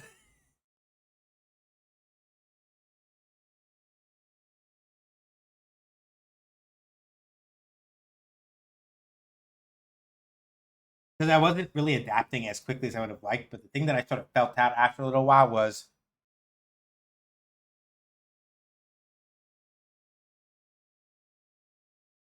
they were using a lot of like diagonal Grave Reapers to keep me out of the air.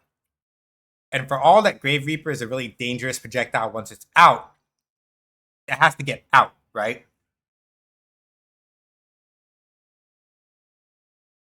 Okay, this Slayer is kind of based actually.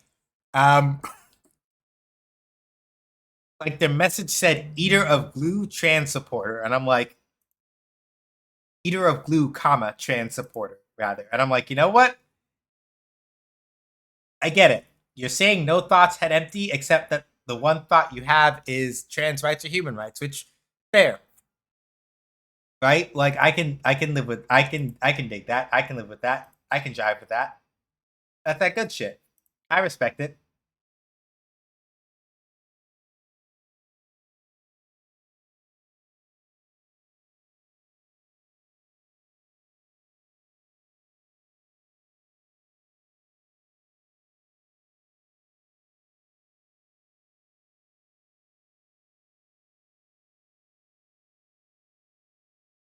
All right, let's see.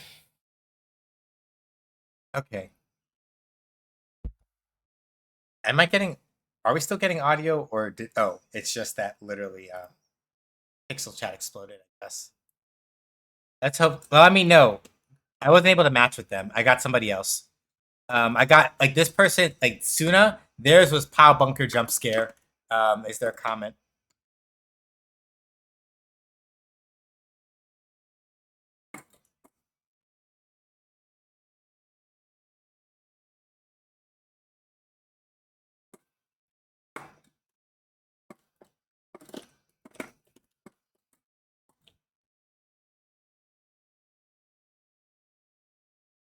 They're really just letting swing with the far slashes, huh? Okay, that's fair. Slayer's far slash does hit like twice and is really good for pressure, so I get it.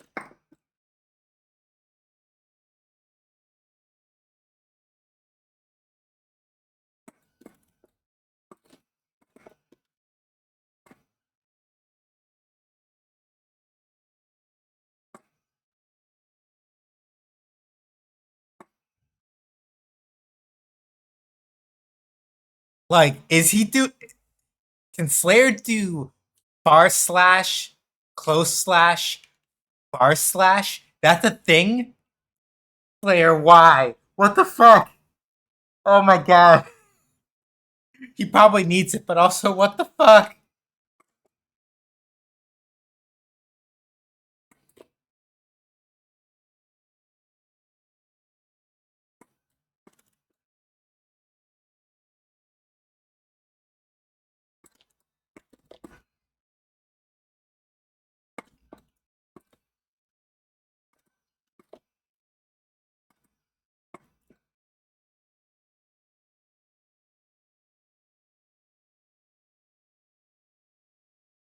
No, no.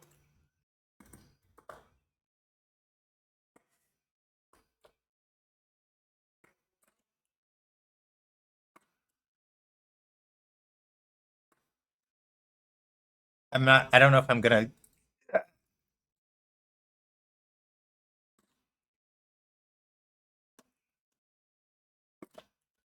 Oh god. They probably tried to dandy step at least twice during that, and that's why they got hit. Um,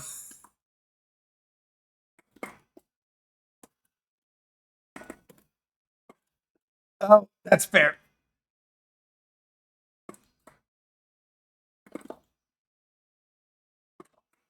Yeah, I got hit by that, and that's a wall break.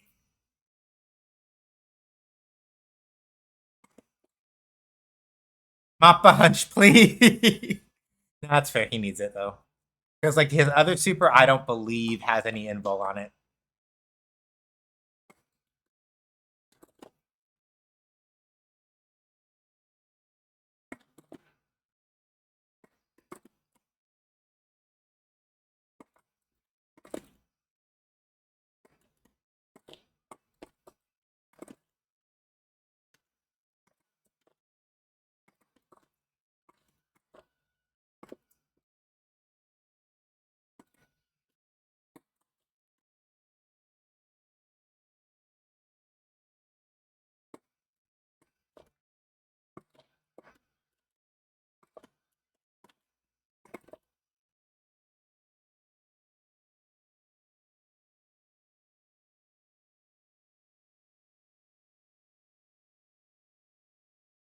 Whew. Yeah.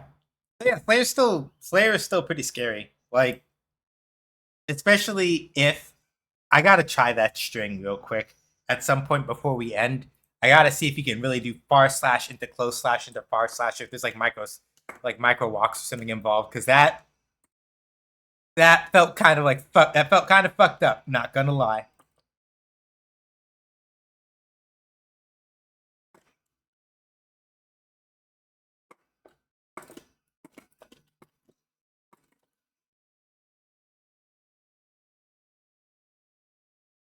Not as fucked up as that, mind you. Not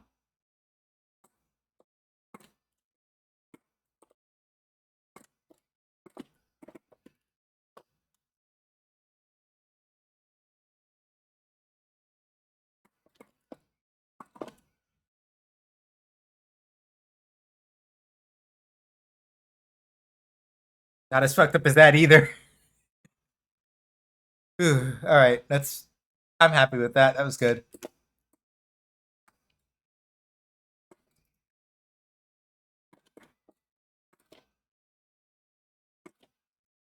That's plus. Can't contest that like that. Oh, that was good burst. Yeah, yeah. Like that. If that is his far slash and it moves him forward enough for him to get close slash afterward, that's really fucked up. He probably needs it, but that is really fucked up. I'm just saying.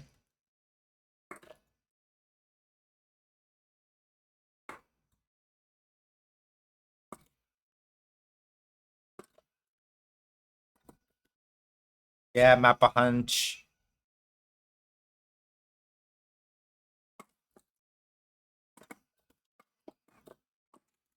Every time I keep getting too greedy. Oh god.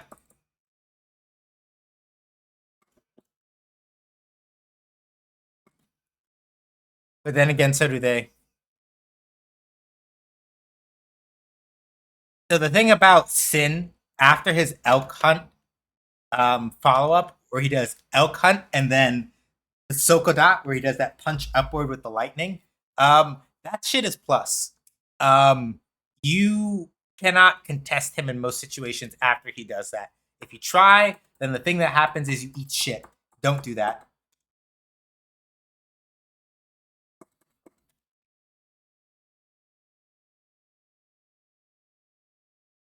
All right, I want to test something real quick. Because if Slayer really can do that, that would be one of the most fucked up things. But reminiscent of.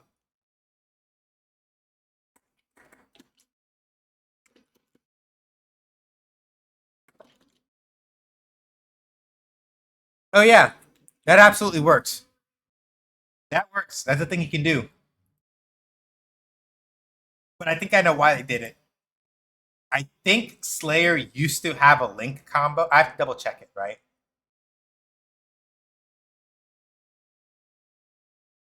I think Slayer used to have a Link combo that was very similar in principle to that, and that's why he can do that.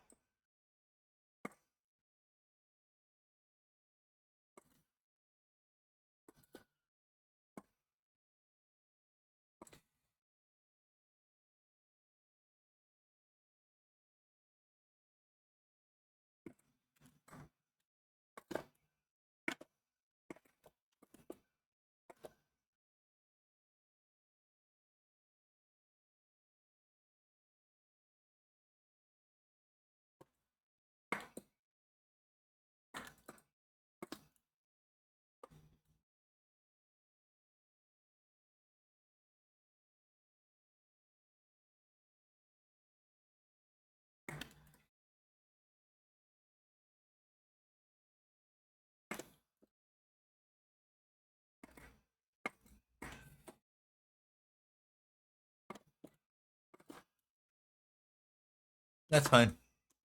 Ah! I messed up. I thought I was going to be able to jump over Mappa Hunch. Um, Neutral jumping Mappa Hunch is, as you can see, not always a good idea.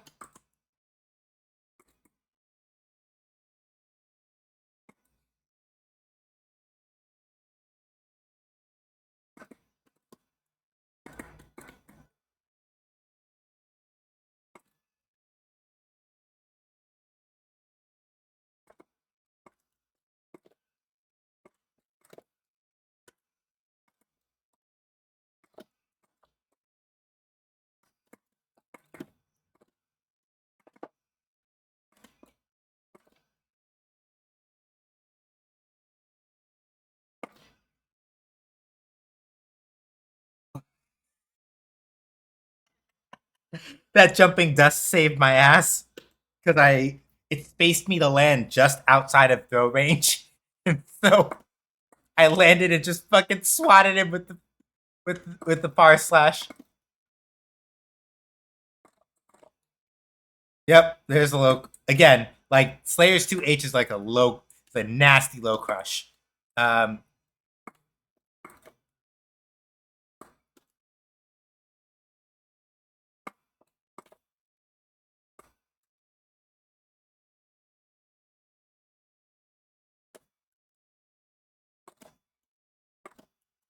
yep. Yeah, Slayer's 2H is as you can see, even though it is a low, you can in fact extend your hurt box into that shit even while you are standing up.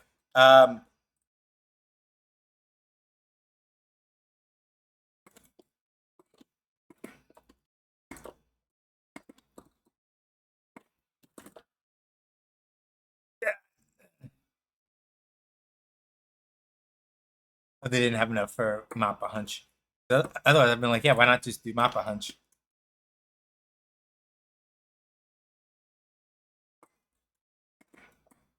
Nope. Hesitated, and I wasn't close enough.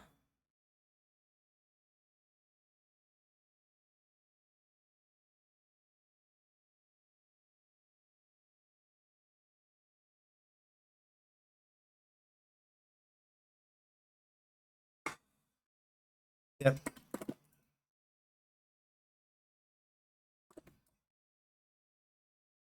No. Yep. Yeah, there's the low.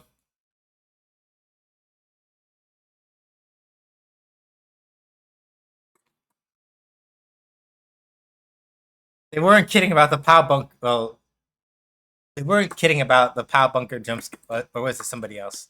I think that might have been somebody else. Anyway. Oh, yep. Jab, jab. Yep. That.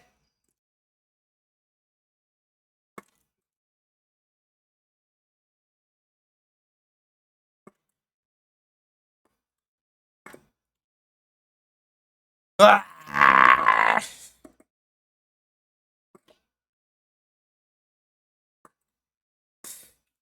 Buckles. Shit. Yeah, I got caught.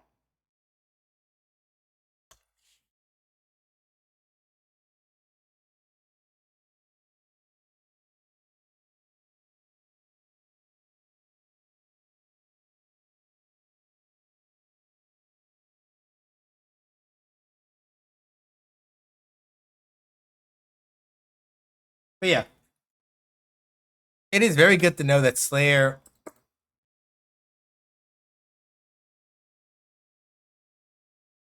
Yeah, by the looks of it, Slayer really can just do like I said, he had a link combo in the older games that I think used to revolve around doing his like close slash far slash close slash far slash. But back then, right, I think it was a link.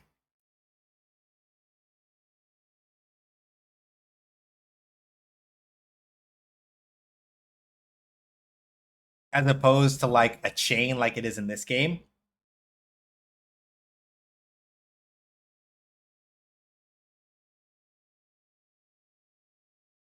Yeah, I think it was a link in the old games as opposed to like a chain as it is in this game. So it's not.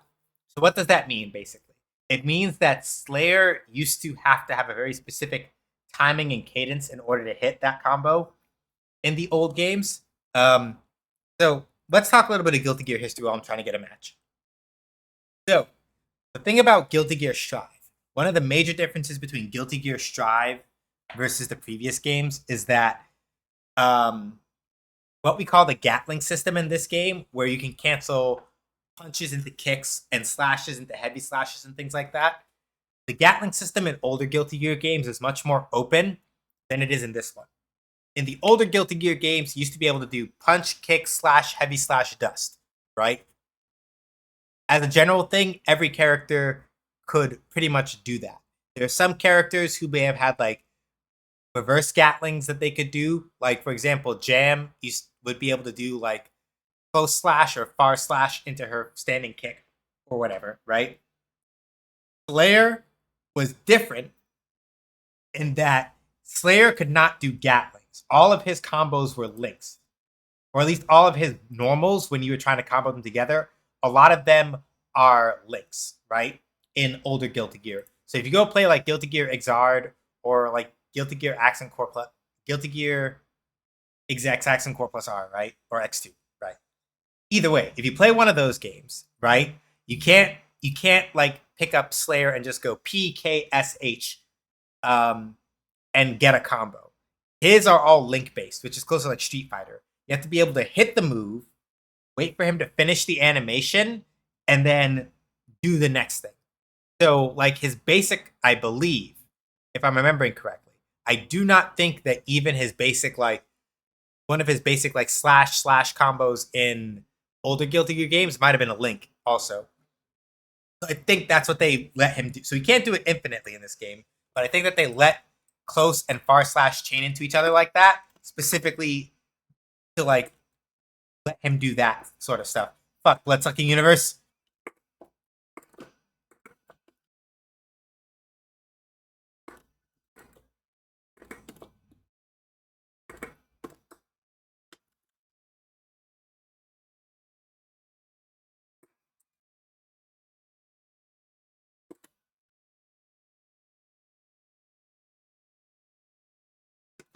Yeah.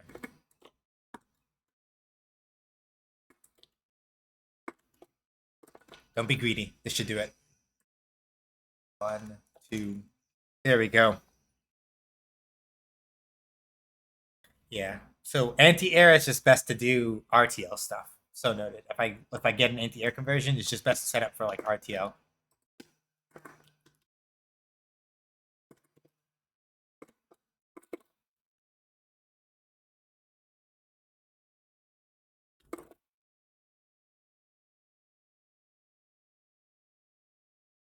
So yeah. Jumping doesn't work well against Mappa Hunch, but it does work very well against Pow Bunker.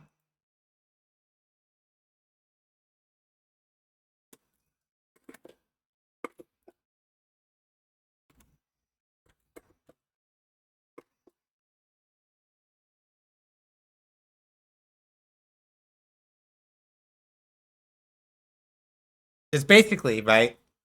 The thing about jumping against Slayer, if he does 6H when you're trying to jump, you get hit by 6H and you eat a ton of shit. That's been the way that Slayer's that move has worked for like a long time, right? If you jump against Mappa Hunch, you eat shit because Like it will recover fast enough that he can like get up and then hit you afterward, right? But if you jump Pow Bunker, like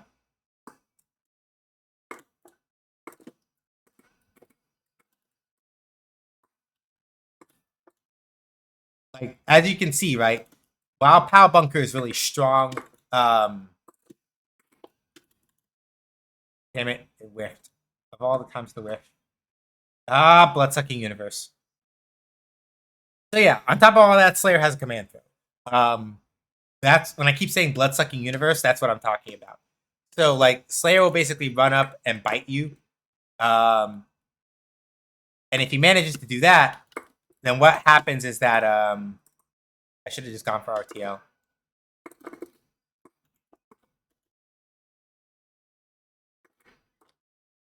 Yeah, see? Like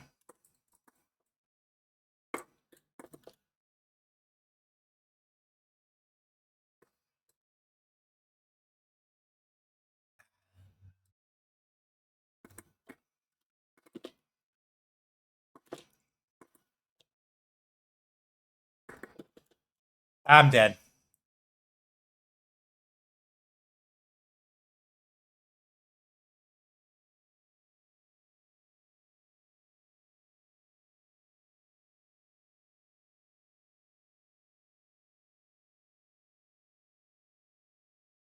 It is interesting though, because I don't know why. I wonder why they removed.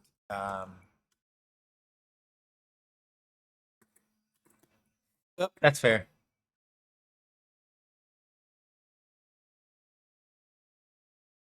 Yep.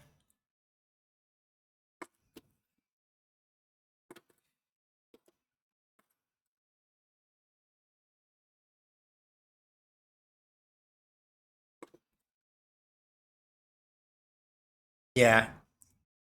And then it looks like Far Slash is active early enough that like trying to jump out of Slayer's pressure on Okizeme, like when he has you knocked down, is like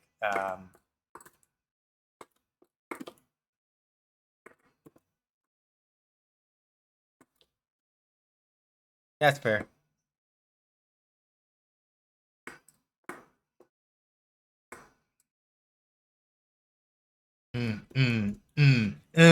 Mappa hunch.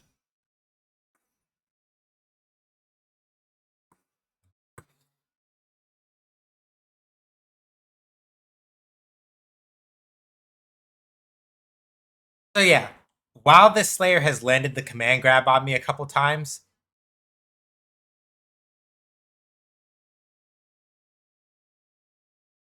while the Slayer has landed the command throw on me a couple times, I haven't described what it does.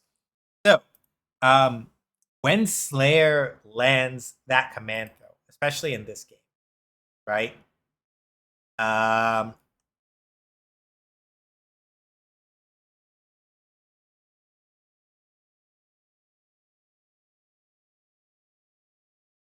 Right? If Slayer lands his command throw, then the next normal that he does, and maybe even his specials, I haven't done the research yet, gets what's called, basically it gets a special hit effect called Universe, where it's like more hits done and a bunch of other stuff that really just increases the combo ability, and you kind of just eat shit. If he hits you with a normal while he has Universe up, and like you didn't block it, if you got hit by that while he has the buff from Bloodsucking Universe, you die. It just hurts a lot.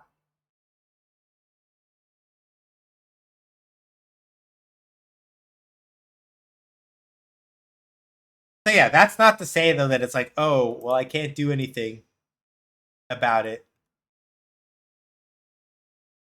Right? That's not really what I'm getting at. It's more just that it's like, well,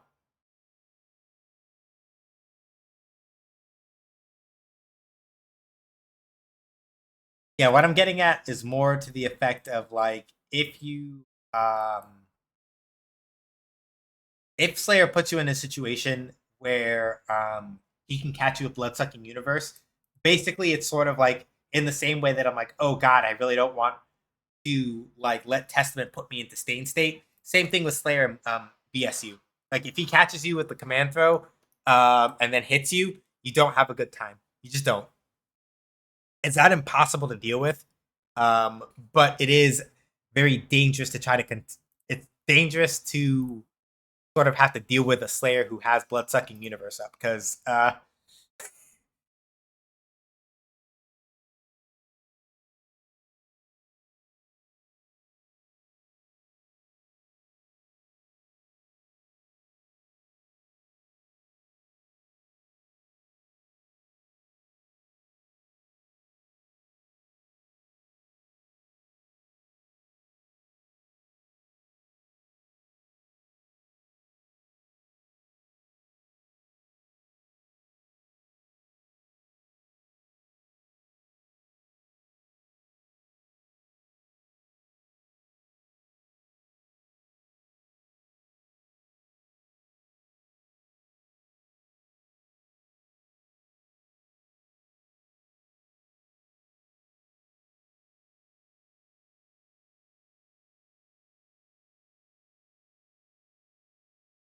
All right, let's see how this goes. Yeah, like, yep, got the burst early. Nope, delayed it a little too long. They did the dandy step there to switch sides.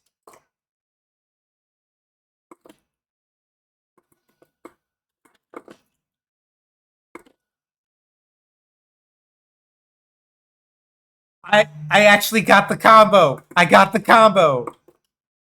Yes, I'm so happy. I got the combo. I finally did it.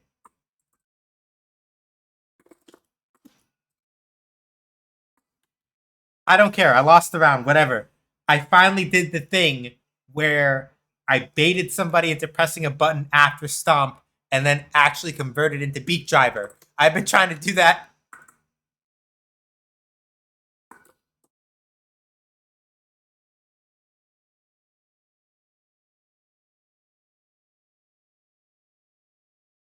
Oh yeah, this power bunker literally just wall. I think power bunker literally just always wall sticks if it hits. There we go. I didn't get it that time, but I'm okay with that.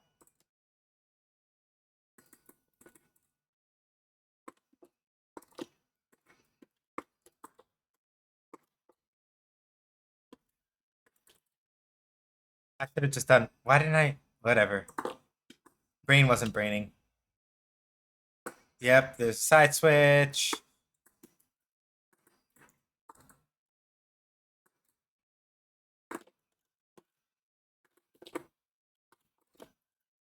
There we go.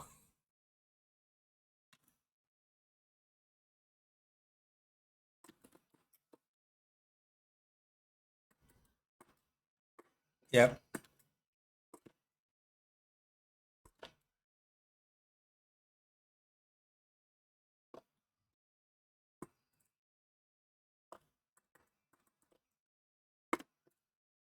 It's fine. Got the burst.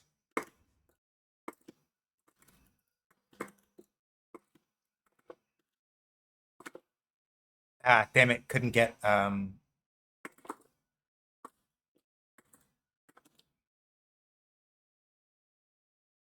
yes. Take those. Yes. Alrighty. So I more or less have it. The thing that I'm running into as Sin and more of like just a general thing that's not like exclusive to this matchup is that I have a hard time judging the height for whether or not I can do certain anti-air follow-ups, and that's getting me kind of messed up sometimes. That's fine.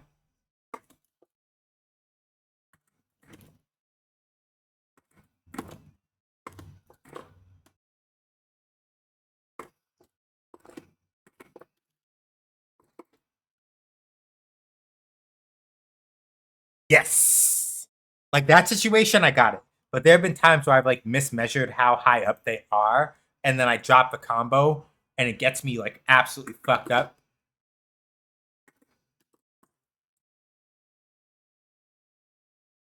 Yep, there it is.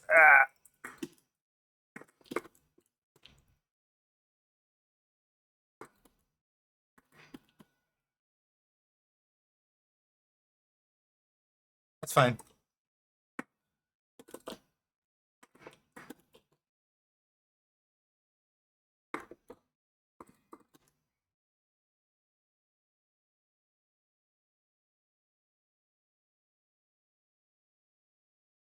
Yeah. So realistically, yeah, the matchup for Sin, I don't know because I am not a professional Guilty Gear Strive player. Um, the matchup for Sin against Slayer sort of feels like a game of Ultimate Chicken Horse in the sense that like um yeah, it's Ultimate Chicken Horse in the sense that they both feel like they have the gun loaded and are ready to let rip, but it's just a question of who fucks up first, right? With the also caveat that I think Sin, and this is me, this is my, obviously, this is me like talking personally, right? I think that specifically because of things like Sin having, yeah, it's one of those things where if Slayer is up close, right? Slayer can absolutely, obviously Sin has Hawkbaker if he really wants to try to like Hail Mary his way out of pressure and things like that, right? But Slayer has enough tricks and enough wacky bullshit with like Pow Bunker and Dandy Step and things like that that he can, oh hey, here, it's the person that said either a Blue Chan supporter. Oh no, I want to match with you. Oh, Dacon, whoever you are, um, so long as you live up to what is promised by that player message, I hope that you have a good rest of your day. So long as you are not like saying that just for the memes. Be blessed. But yeah, the main thing with Sin is that because of where he can put beat, well, not just beat driver, but things like 2S and far and like 5S, if he's not like swinging way too hard and getting hit by stuff like say or 6P or whatever, Sin can put hitboxes in spots where Slayer would like to do things like Dandy Step and get hit. But a good Slayer will either use Dandy Step, like backstep Dandy Step at spaces um where the juke will happen and Sin winds up whiffing, right? Or some other stuff. But on the other hand, right, Sin, if he manages to get at that sweet spot where Slayer can't quite like bum, because that's the thing, right? Slayer is dangerous at bum rushing in when he has space. What I mean by that is that Mappa Hunch, for example, right? Mappa Hunch is quick, but it is usually best used as like a sudden advance at a spacing where you're not expecting it. If you are like up close in somebody's face as Slayer and you don't already have them in a string and you just try to like raw Mappa Hunch, if somebody's mashing, they'll catch you. If you're in the middle of a string, on the other hand, and then you Mappa Hunch and they're pressing something, they may not be able to catch you like hard maybe, right?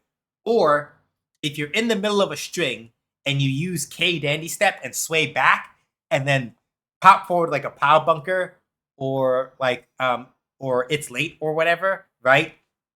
Then they kind of eat shit. But that's what I mean, right? Slayer sort of needs a little bit of space in order to like really juke people like that. He can still operate up close just fine.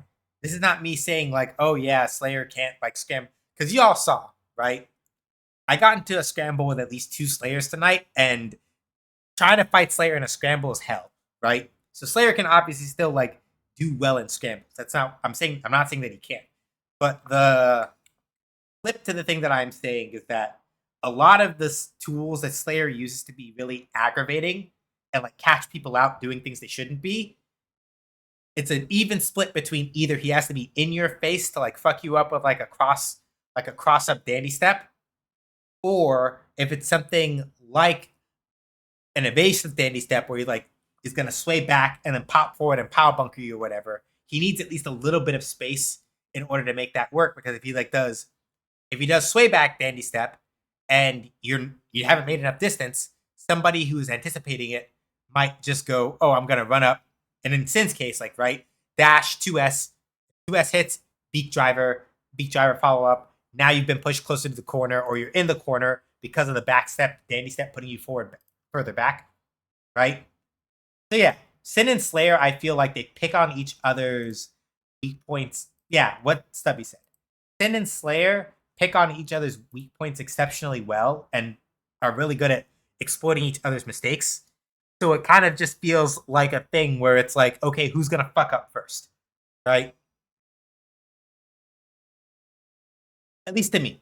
And again, my opinion on the matchup is a little bit unconsidered because I am not a professional Guilty Gear Strive player, nor am I. Okay, I'm going to phrase this in a way that does not wake up a bunch of people from Lurk to say, Shay, how dare you say this about yourself? I am not good at Guilty Gear Strive like that, in the sense that it's like, oh, I absolutely know for sure I can say with confidence XYZ. I'm saying mostly that based on how I feel, that matchup between Sin and Slayer, it's one of those things where I feel like it's roughly close to even, maybe. I might very slightly give it to Sin, if only because Sin has slightly longer range on some of his pokes, and a Slayer that is not very careful about how they're dandy stepping and using 6P and things like that. Like, Slayer can evade around a lot of Sin's pokes in ways that, like, Sin just has to kind of eat shit. But if you're not doing that well, Sin gets the edge in that matchup because you can do things like use 5S and swat dandy step, use 2S and swat dandy step, put a beak driver in the spot where you intend to dandy step, things like that, right? So if you're not careful about where and how you try to close distance against Sin as Slayer, I feel like some of Sin's longer reaching moves will just be like, stop that, right? But then where Slayer has the advantage is that he has plenty of moves that are really good at working around Sin's pokes, provided that he uses them correctly. So things like back dandy step, like you may have seen, like y'all saw in some matches tonight, right? Like a Slayer that does back dandy step at right around the spot where I want to do far slash, will evade the far slash, come back in, counter hit power bunker, and I'm just like, well, okay. Or like sway back dandy step into jumping overhead to launch me for a combo and then I eat shit, right? So I give it to Slayer, but only like, I give it to Sin, but only like barely. If the Slayer is on top of their spacing and is not being too careless about what they're trying to put out, yeah, it kind of leans that way. Anyway, that's it for us. I'm gonna go see who we can go hang out with. So don't go anywhere. I would like people to come along for the raid, of course. I just need to go see who we can raid. I don't know if my back room got updated, so I may have to manually check to see who's online that I can go. Yeah, I have to do it myself, which is fine. Not that big of a deal. Sometimes it happens like that. Yeah, let's see. So let's see who's online right now, and then who in my cooldown list yesterday, so you don't have to worry about that.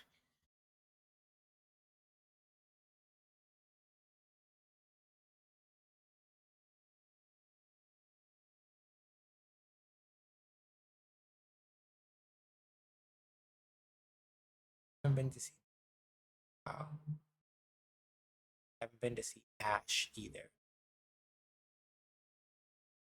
I have been to see Adrian.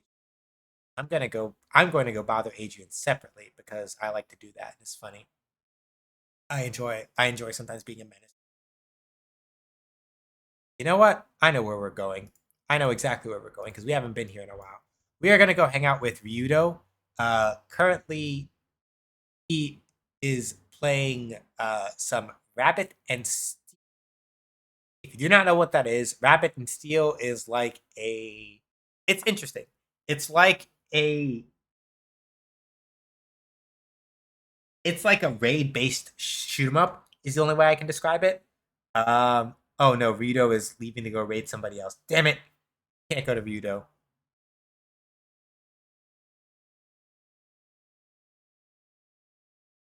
Good luck Slayer slaying. It went okay-ish, Sabira. It's 9:05, so we're about done. I was about to raid Ryudo, but then Ryudo raided somebody else who I have not had time to vet yet. Otherwise, I would go raid the person Ryudo raided. Alas. Hang on. I want to go bother a black person. I know that sounds I know that sounds much more sinister than I meant it to, but I like rating black streamers. Um it's good. It's good civilization. Um I like Cal, I like how you came out of Lurk just to go like, wow. All right, let's see. You're good. You're good. I'm not like actually upset about that. Um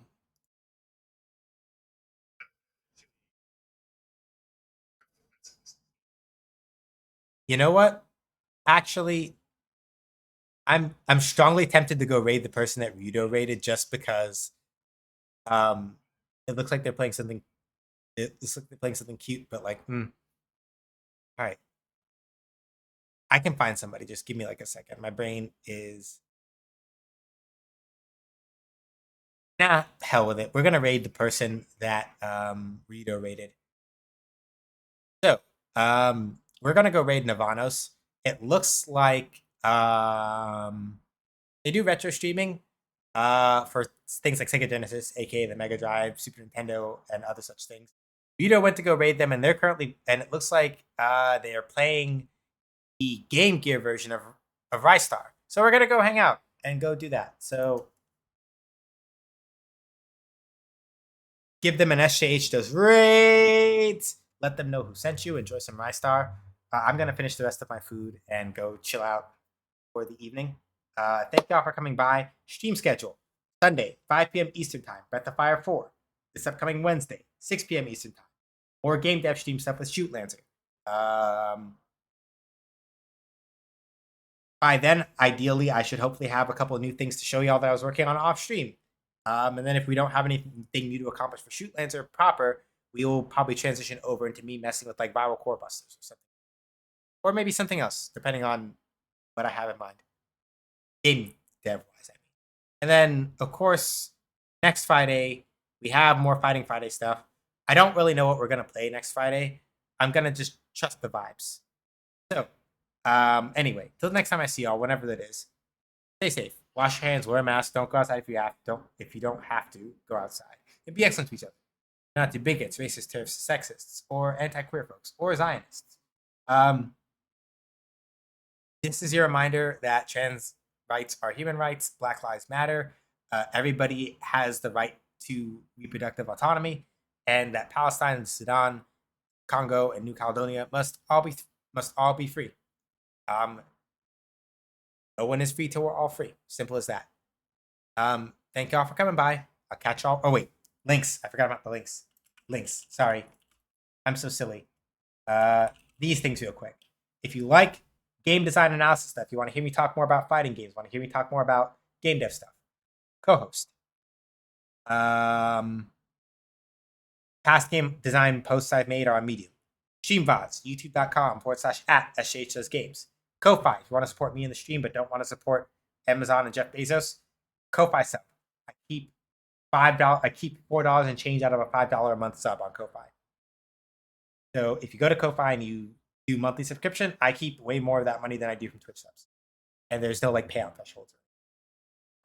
Throne has various items that you can redeem as like stream gifts or like help contribute to for stream gifts, like a third monitor rather, and monitor arm, so I can like properly get the next step of my streaming setup going, right? Or another camera, a hand cam for like when we do fighting games on nights like these. And then if you want to hang out with us when we're not on stream, I have a Guilded instead of a Discord. Hang out. hang out with us on Gilded. We watch anime on Saturdays and otherwise kind of like to chill out and do. Okay, now we're going to go raid into Navanos. Thank y'all for coming by. I will catch y'all on the flip side, whenever that is. Take care. Bye.